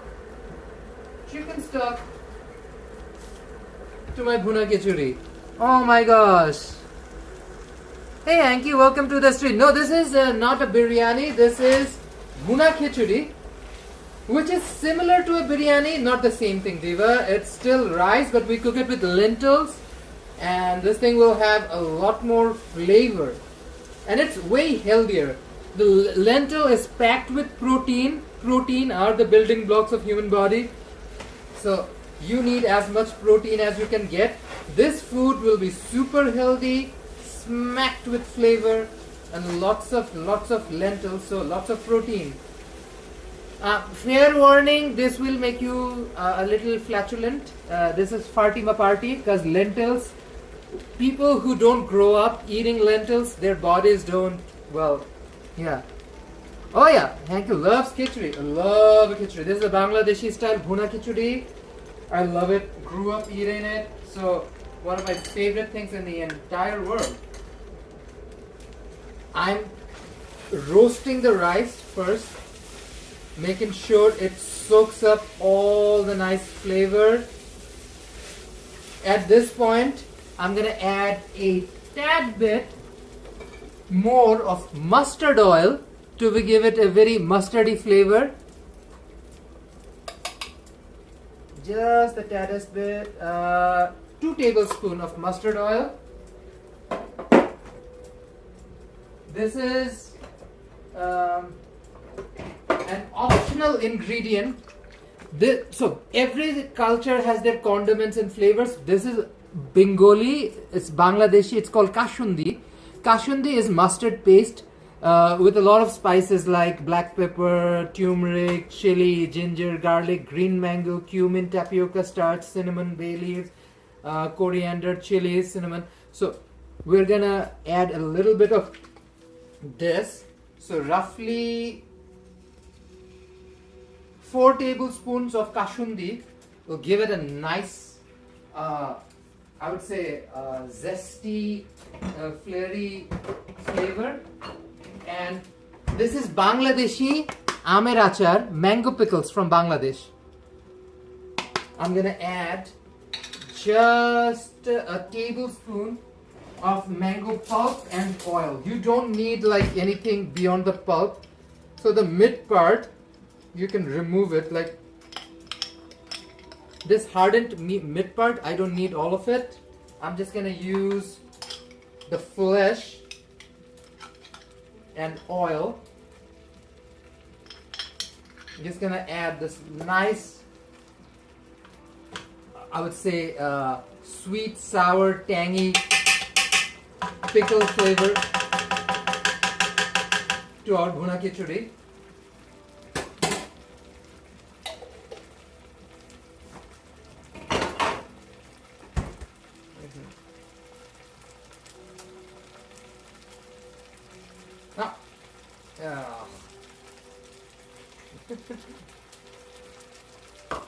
And that is so good.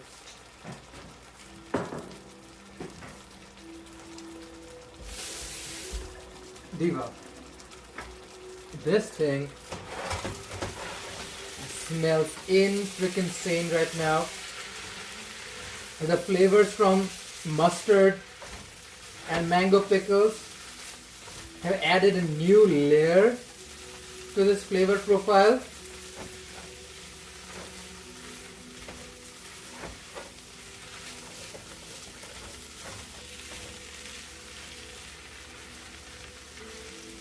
Okay, now we're gonna add chicken bouillon or chicken broth.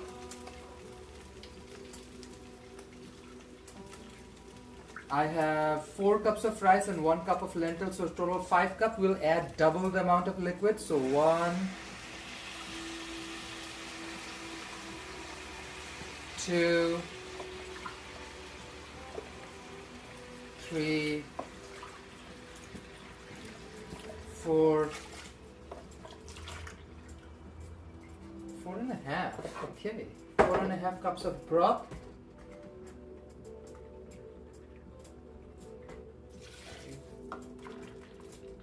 6, 7, 8,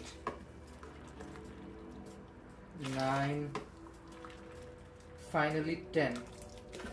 10 cups of water and broth. Just gonna add a nice flavor, but also the bouillon and broth adds those good flavor profile that makes this thing come together. Gives it also a nice risotto-y kind of a vibe. This diva is gonna take a hot second to steam up, so we're gonna let her take her time, rise up to the occasion, and wait for her to get in line. Oh, so this is for our week. When we don't cook like meals every single night of the week, we meal prep. I work, my husband works, we barely get time to cook at home, so we meal prep. This is what works for us. Whatever works for you. Some people wanna cook every single day and eat fresh. To each their own. I live with an insane amount of physical pain, which you don't see. See, there's invisible and the visible. You see the visible me, you don't see the invisible pain in my body. So I can't cook a lot, although I want to cook a lot. So what I do is whenever I feel good enough, I make a big portion. Yesterday I made large pizzas and baked a bunch of bunny buns like this. So I can serve this for lunch, dinner, and whatever for like a couple of days. This Bhuna Khichuri is gonna make roughly 10 to 12 servings of minimum.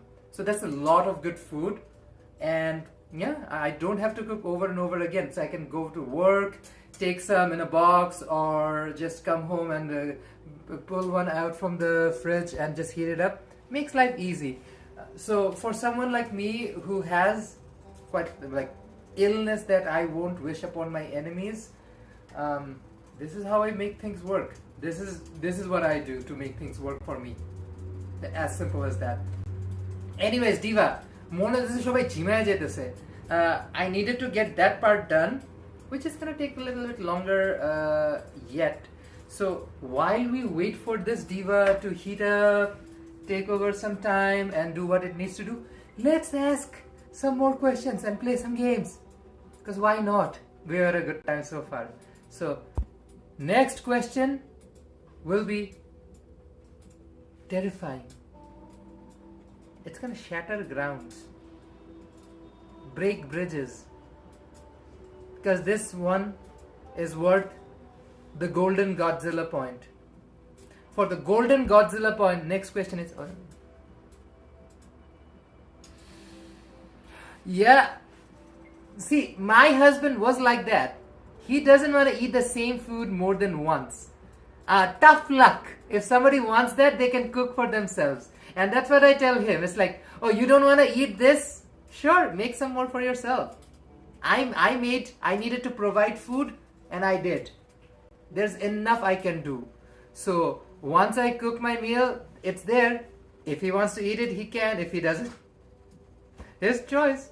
Diva, that's how things work. You need to make life workable for yourself. And if your people in your house, people in your life do not respect that, like, tough titties, it's on them. Let them figure it out. You do your job. Just provide a meal. If they don't want to eat the same thing twice, tough titties. We have a very mechanized life, I would say, in North America. We have our schedules. We have to go to work. We have social life. We meet up with friends. We go live stream. We go hang out with buddies. We go and attend events. Go to many different things. So we need to be very smart with our time, and this is how one of the ways you do it. I needed to do a live stream. I wanted to do a live stream, and I needed to cook. I'm combining the both. This making life work for me, and I understand every person is different. Your life is different. Situations might be different. To each their own. If I wasn't this ill and if I had more opportunity, I would cook 3 times a day, and I've done that in life. There were points in life where during COVID, I had times when on my days off, I would cook 3 meals a day. I would cook breakfast, lunch, and dinner. And even now I do it. Whenever I get the opportunity, I cook breakfast, lunch, and dinner. But not always make things work for you, not the other way around. Tanmay says, I cook every day. The climate kind of demands it. The brown earth doesn't help. The brown earth don't help. Fair enough, man. I feel for you. Diva, I know exactly what you mean, especially with South Asia right now. With their they're all struggling over there in Asia, not just South Asia, but like places like South Korea, Vietnam. Diva, things with fuel has been crazy, and it is again affecting the poorest of the poor. The poor people of South Asia, Southeast Asia, Africa, South America, they did not go and start a war with anybody, but they are the ones who are going to pay the biggest price for things like this. All I can say is just my heart breaks for people. I see what's going on. You know what worse is coming is that they're not making enough fertilizers across the world. And we are in a very tricky situation. We have billions and billions of human beings around the world right now. If we don't grow enough food, I can't comprehend what's going to happen. Not just the inflation, but the famine that might happen. It's weird, it's terrifying, and yeah. makes me depressed for sure. That's why we do these streams, Diva. We talk about Labubus, Godzillas, and whatnot, so that for a split second we're all not dragged down by all of it and not depressed. Because this thing is very depressing indeed.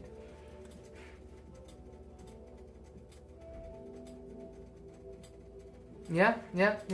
Tanmay, it's like whatever situation works for us. Like for me, for instance, I have like I made pizza yesterday, so I have like boxes of pizza in the fridge.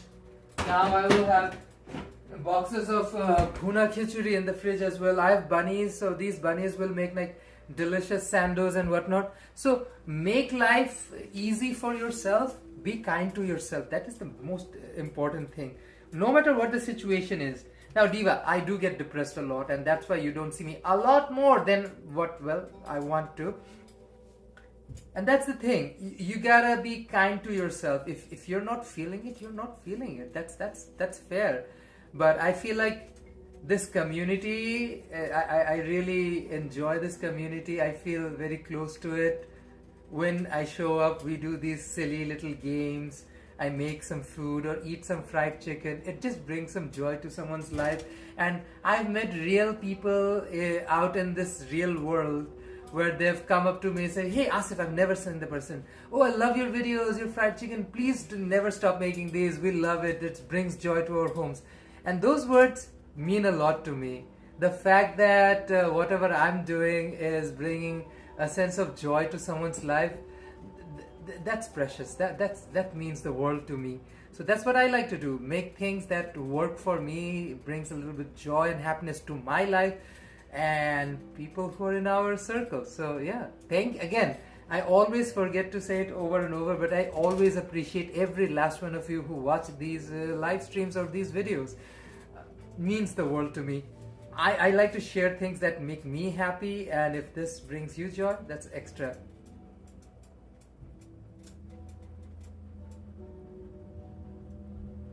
Yeah, Tanmay, that is also part of it, because like I noticed rice, like basmati rice prices have skyrocketed in Canada. That is like unprecedented.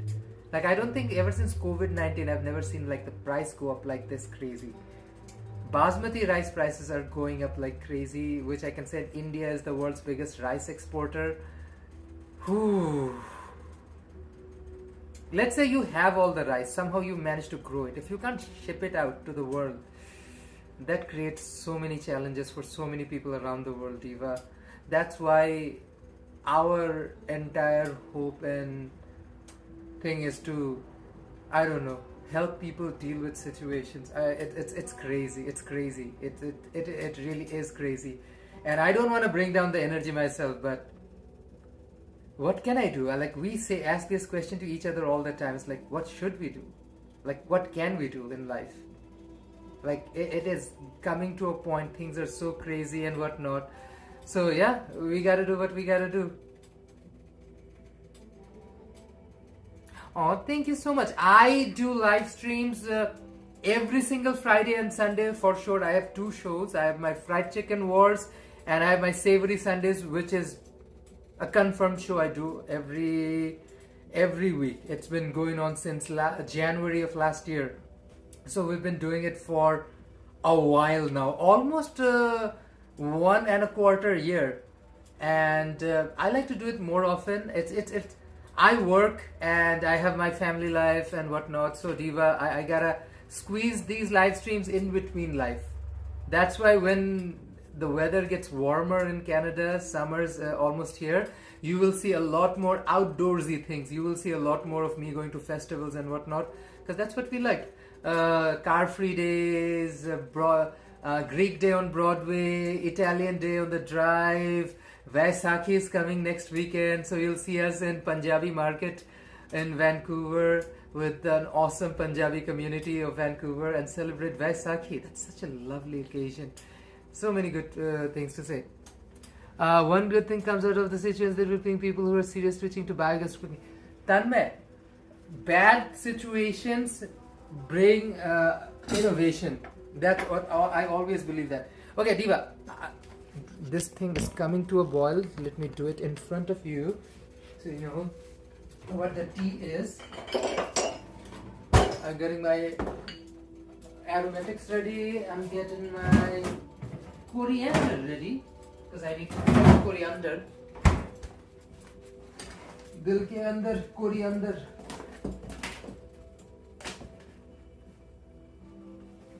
Let me get my fresh coriander ready. Oh, she is ready to be chopped and assimilated. Okay. Things are ready right now. So it's gonna happen super fast. So Diva, this is what she looks like right now.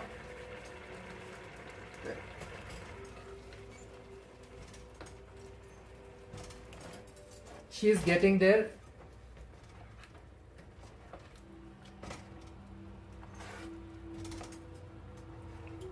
Let me do a quick taste test before I add any of the aromatics.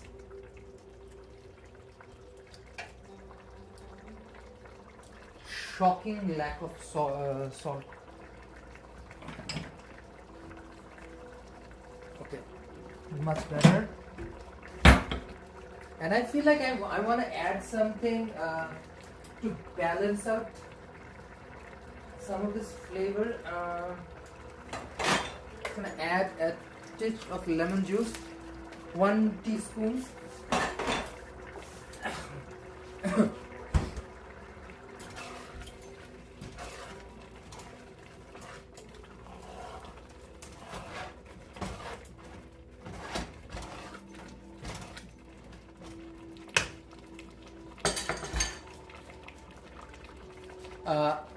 Rose water, 1.5 tablespoons.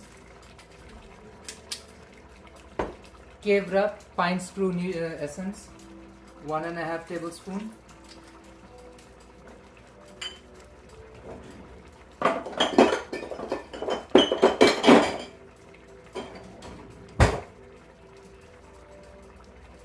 I'm gonna add this fresh coriander. Take some scissors and choppy chop. Choppy chop, choppy chop, choppy chop, choppy chop, chop. Choppy chop, choppy chop, choppy, choppy choppy chop. Choppy chop, choppy chop, choppy chop, choppy chop, chop. Oh yeah. Look at her. Diva.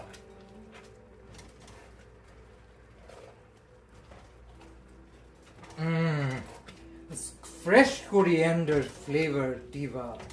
Insane. I love it. I love it. Smells so good. So good. Now I'm gonna dunk all of this protein back in.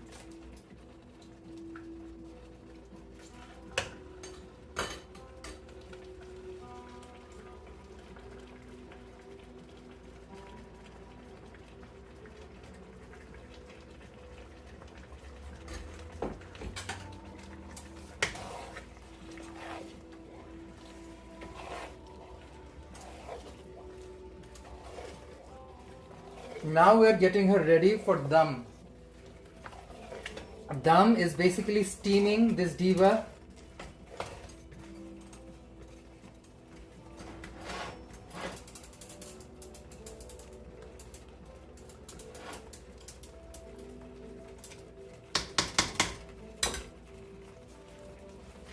So I'm gonna take this towel. Where's my lid? Lydia, the lid. Take your lid upside down. Put the towel like this. Now we're gonna cover her up. What this towel will do is create a steam lock. And now we're gonna turn the heat off. Completely turn the heat off. And let us steam it like this for 20 minutes. That's good. That's good. Okay, Diva, that is the basic biryani cooking process. Now I'm gonna wait 20 minutes for the biryani to be done. While we wait for our biryani to finish, let's make a little sidey side salad. That's nice. And also, before I do that, I also need to load up my dishwasher because I need some space, Diva. I need space. I don't have enough space. Oh my gosh, I apologize. There's so much conversation I didn't even notice. Coriander is my best friend too. I love coriander. Oh, thank you so much, Sophia. Yeah, Tanmay, dhoniya pata, fresh coriander is perfect. I'm running to make myself some khichuri after this because khichuri is for life. Like this lentil rice combo is packed with protein, carbohydrates, the spices like black pepper have and cloves have chirophyllene, good anti-inflammatory things as well. There are stuff that will, if you don't eat lentils regularly, might get you a little flatulent, which is the reality. I don't want to sugarcoat it, but oof, in general, it's so good. I know this. See, I don't remember recent stuff because I don't watch recent stuff. But ask me something from a million years ago, I will know it. Dam Marudam, of course. Was it what, like Zinat Aman, or was it Parvin Babi? Dam Marudam, mit jaye hum, bolo shubha sam. Hare Krishna, Hare Ram. I live. Those good old days, good music. Oh. You know what I've been listening to non-stop, by the way, is Bali Sagu's Noori. Bali Sagu is this, I don't know if they are still making music or not. Who knows? I have no idea. I don't keep up with the people.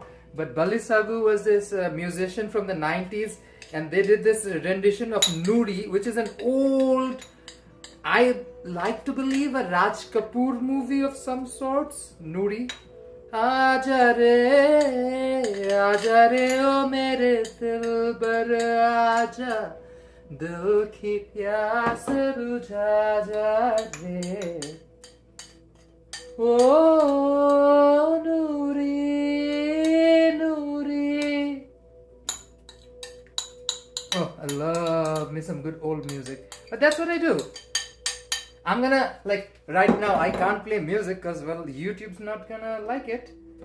But once my live stream is done, that's what I'm gonna do. Play some good music, chill out, have a good time. Diva. Life is too short not to have a good time.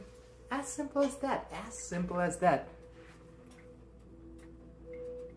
What do you think? Lentils with boiled rice. Add fish to it, and that is our national staple of Bangladesh. Mache bhate Bangali, which means Bengali with fish and rice. Now, they don't mention dal.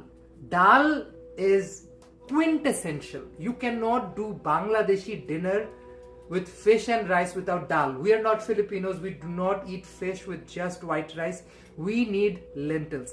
Now, dal chawal or the dal bhat in Bangla is basically the same thing. It's quintessential to Bengali way of life. Now, do I make a lot of dal? Not as much, partly because the husband is not that big of a South Asian food enthusiast. But I try my absolute best to make it whenever I can.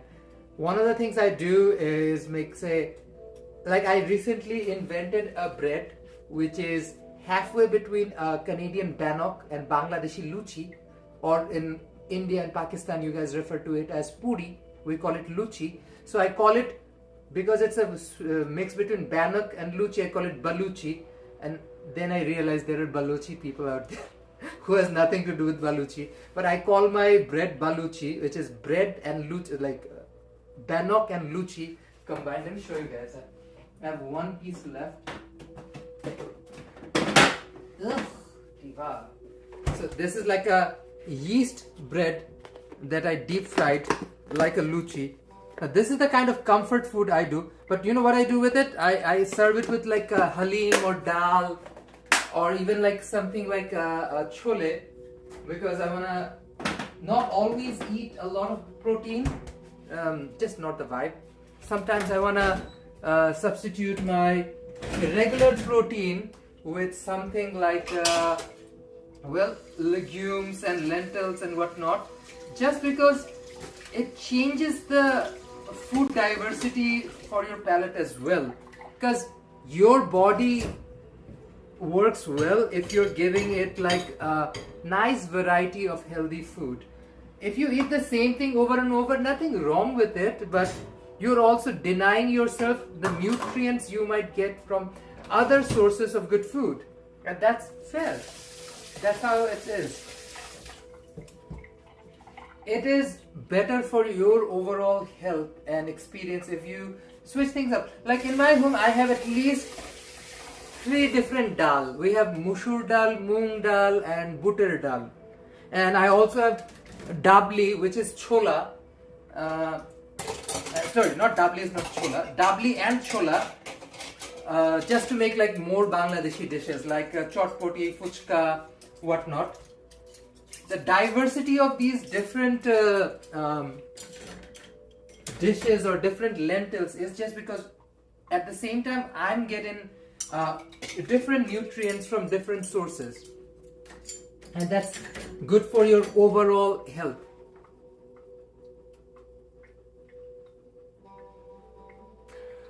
If you have not listened to Balli Sagu's version of Noori, do yourself a favor, listen to that song. It is something from my childhood, so I'm just dating myself. But Diva, that is life. Like, you just, there are few songs, I don't know if you guys are interested to know or not, the kind of music I grew up listening to in Bangladesh. Beyond my Bangladeshi music, for Indians out there, I would say, I listen to Shan. So Tanha Dil by Shan is I was literally listening to him the other day. What else was there? Duba Duba Rehta Hu by Strings. Lucky Ali being one of my favorites. My brother loves Lucky Ali. That's one of those good old school music that we used to listen as kids, and now we're grown ups in our life. We still vibe with that music. So yeah, that's the kind of music I would recommend you guys check out. Balli Sagu, Lucky Ali, like that entire breed. Like, this is what is heartbreaking for me, is that India is growing into this cultural behemoth, but Bollywood's rise completely shattered the Indian pop music industry. Like, Alisha Shenoy was not a movie singer or something. Alisha Shenoy became known because Alisha was doing pop music. Shan was doing pop music. Even someone not the biggest fan of, like Sonu Nigam, was doing pop music, right? Pop music, back in the days, Indian pop music was so good. Nowadays, unfortunately, like funny enough, Bangladesh and Pakistan has better pop music, while movie music wise India is leaps and bounds ahead. Like, Bollywood is such a big movie industry, and it is so demanding and whatnot that, well, it has shaped its own genre of music, which is not necessarily indie pop music, but more Bollywood music, which is different. I would recommend anyone who is interested in South Asian music to listen to Coke Studios. Not only Pakistan and Bangladesh Coke Studio, which are amazing, like treasure trove of good music. Listen to the new seasons of Coke Studio Bharat. Coke Studio India, this latest season is blowing my mind. There's this new song that came out, I guess like not even 2 weeks ago, called "Ae Ajnabi." That song's been on repeat in my playlist beyond all the other songs I'm listening to right now. Like, so good, so good. Coke Studio Bharat, I feel like, is like bringing back that non-Bollywoody kind of music. Like, again, nothing wrong with Bollywood, it is what it is. I feel like there is this lost world of non-Bollywood music that used to have such a big following back in the days. It's just lost, and I feel like that is what needs to be revived. Coke Studio Bharat is doing an amazing job reviving that non-Bollywoody kind of Indian music, especially for a global audience. I'm pretty sure for Indians in India, you have access and exposure to so much more. But strictly from a foreign external experience, I would say Bollywood music is clearly not where it used to be, and good Indian pop music needs to make a comeback so that it can take over this empty space that's been sitting around for so long. Like good Hindi, not just Hindi, I would say any Indian language that's spoken in the continent gets overshadowed by Bollywood music so much. You lose out on cultural stories, things that are probably not a multi-million-dollar giant movie production that you see in Bollywood movies. But there's always hope. I know for a fact that like things have changed so much over the years, and it continues to dominate. It's no longer like 20 boys and 20 girls running around a tree shaking their hips. That still happens, but not as much. So I hope for the better. I hope things continue to, move forward. Good music. It's like food for your soul. Like this food is for my body that I'm cooking right now, but good music feels like it's like food for your soul. It just transcends you. I've been listening to the new album by Gorillas called Mountain. Ooh, diva. Trust and Believe. Those songs are on repeat as well. Good music really transports you out of this world to so many different spaces and realities and different forms of existence.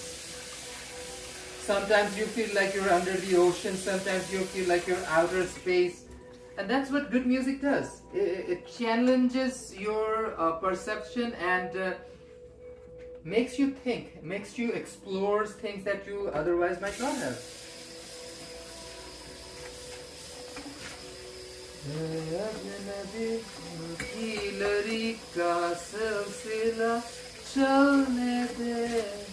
I think that's the lyrics of the song. Ajnabi. Please check it out if you guys want to listen to this really cool Hindi song. Ajnabi from Coke Studio Season 4. Coke Studio India or Coke Studio Bharat Season 4. Ajnabi. It is such a good song. And think of the lyric. Ajnabi dil ki lari ka silsila chalne de. Means, oh stranger, let's continue this I don't know how do you explain it. Tanmay might do a better job at explaining than I am, because like Hindi is not my first language, so I can't really explain it the same way. But the main idea is just two strangers interacting, meeting each other, and this immediate attraction you find to a random stranger. This is obviously a song about young love, and like Ajnabi dil ki rari ka silsila chalne de. What does that mean? Like, let's continue the Ajnabi means oh stranger, dil ki lari means this match of hearts. Continue the story of our hearts getting linked. I think something like that. Tanmay might help me. Yeah, Tanmay, that's the one. Such a good song. I live.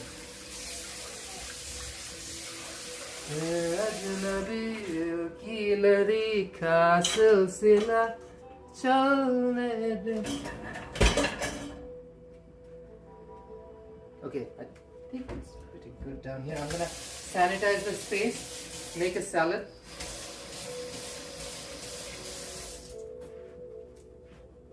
did I put a timer? I did not put a timer, did I? Connections of heart. I think Dil Ki Lari. That's connection of heart, I believe. I don't know. I like to pretend I'm Noori when I'm looking out the window and feel depressed.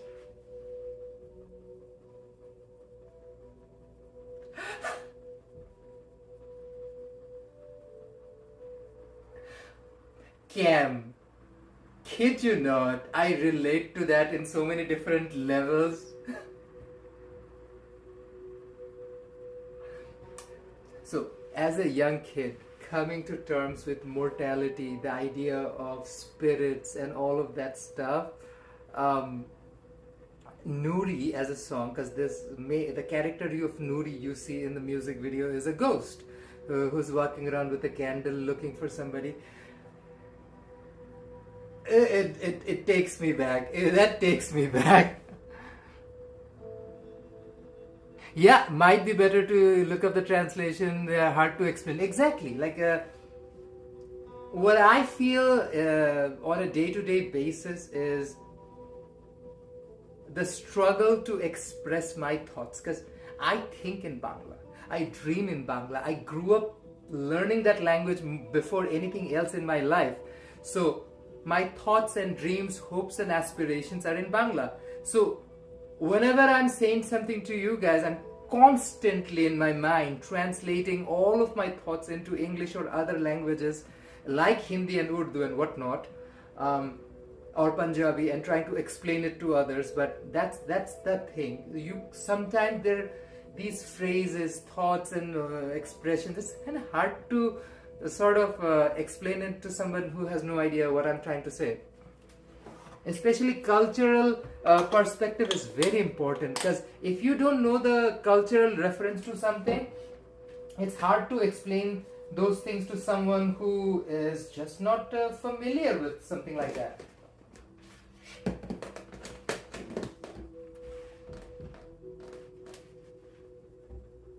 Every sorrow is, it's more like, oh, life embrace me. Every sorrow that you give me, I have embraced. Isn't he making excuse for hiding the world I have seen?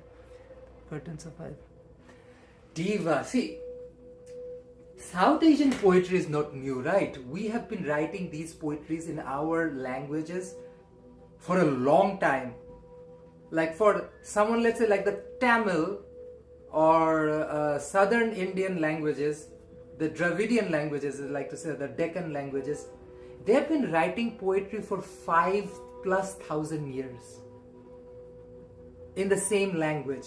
So complex thoughts and emotions are expressed in ways that is pretty hard to comprehend in a different language. And also I feel that's where the barrier comes in, trying to express your thoughts in a different language and trying to come up with words, or trying to explain your emotions in a way that makes sense. Because sometimes it's, I don't know, like think of the concept of Japanese concept of wabi-sabi, I believe that's what they call it. It's the concept of finding beauty in imperfection or broken things and fixing what's broken, making something new, renewal, birth, and all of those things.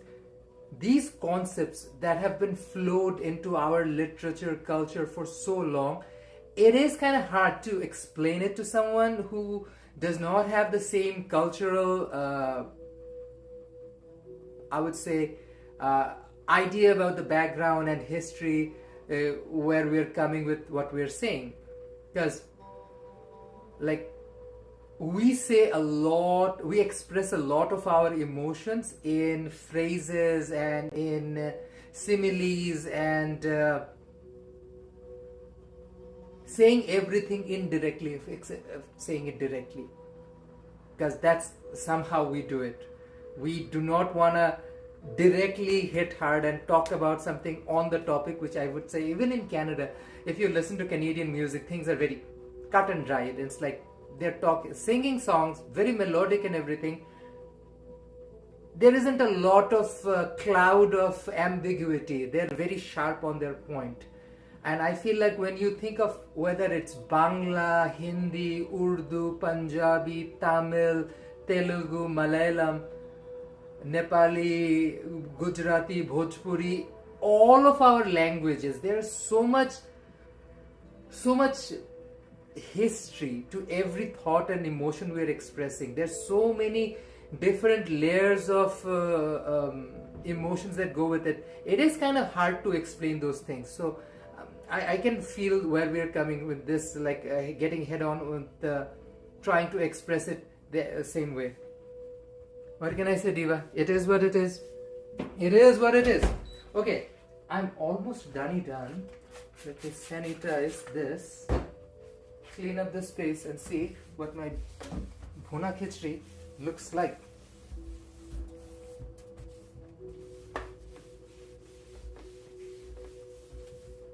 When I deal with raw chicken, this is my constant, like constantly afraid of salmonella and whatnot.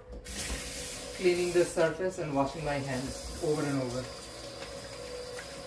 Like, I'm not worried about when I cook with beef or when I cook even like shrimp. Well, shrimp, seafood, you gotta be a little careful. But yeah, it is what it is. It is what it is. Okay, let's see what she looks like right now.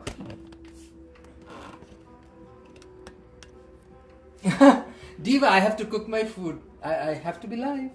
Alive and alive. Okay, she's gonna take some more time, I feel like. I just cracked her open just to see what the tea is. She's steaming nice and well.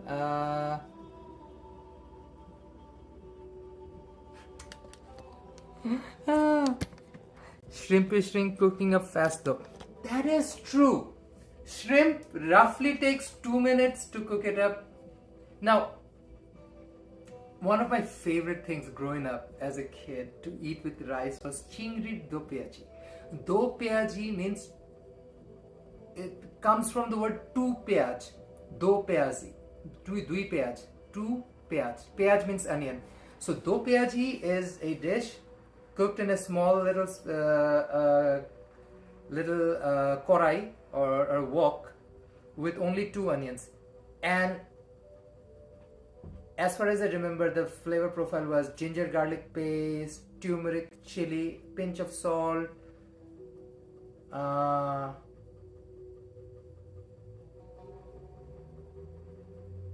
cumin, coriander, hint of sugar. That's it. Very simple. You only need like 5 or 6 ingredients. It's very subtle of a flavor compared to some of the other curries we do, because we want the shrimp to be the main flavor profile. Oof. So a good do peazi would like change your life. That's the vibe I'm looking for.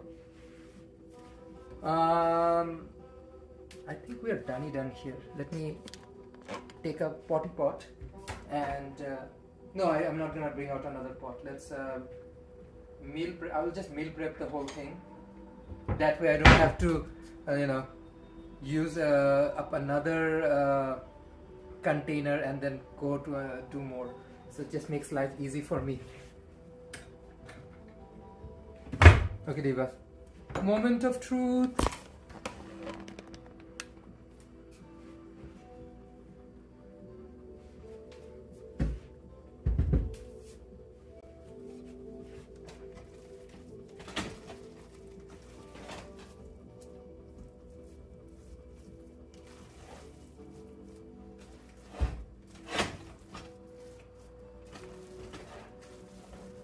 So, unlike biryani, Bhuna Khichuri is served a little bit more moist.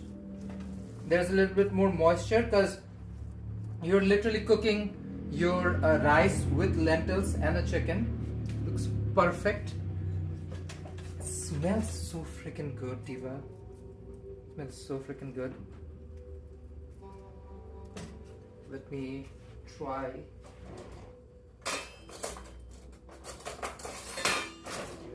Bit for you guys. This is my Bangladeshi Bhuna Khichuri. It literally took me almost entirely 3 hours on a live stream to cook it, but here it is, chicken Bhuna Khichuri.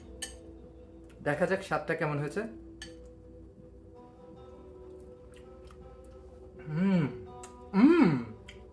Oh, oh, oh my gosh. This is so good.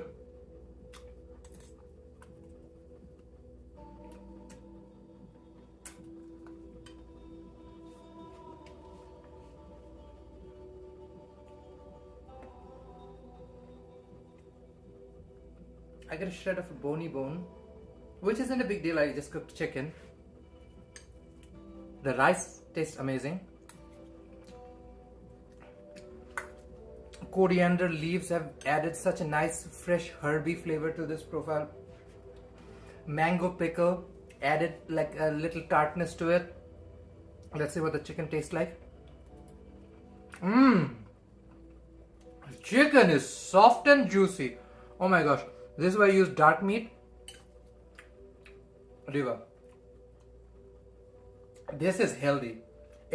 I know I used a little bit of oil, but there's a lot of lentil, rice, onions and veggies, broth, curry, spices, chicken. This is a protein-packed punch.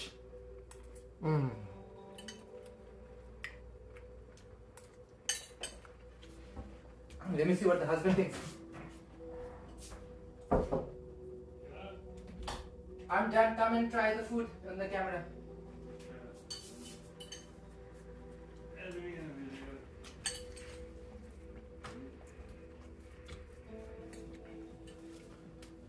It's a little hot, but give it a little shot and tell people if it actually is worth eating or not. Looks good.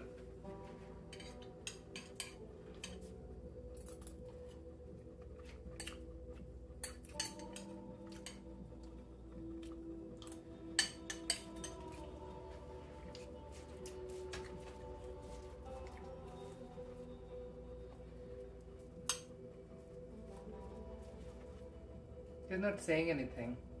He's just filling up his plate. It's really good.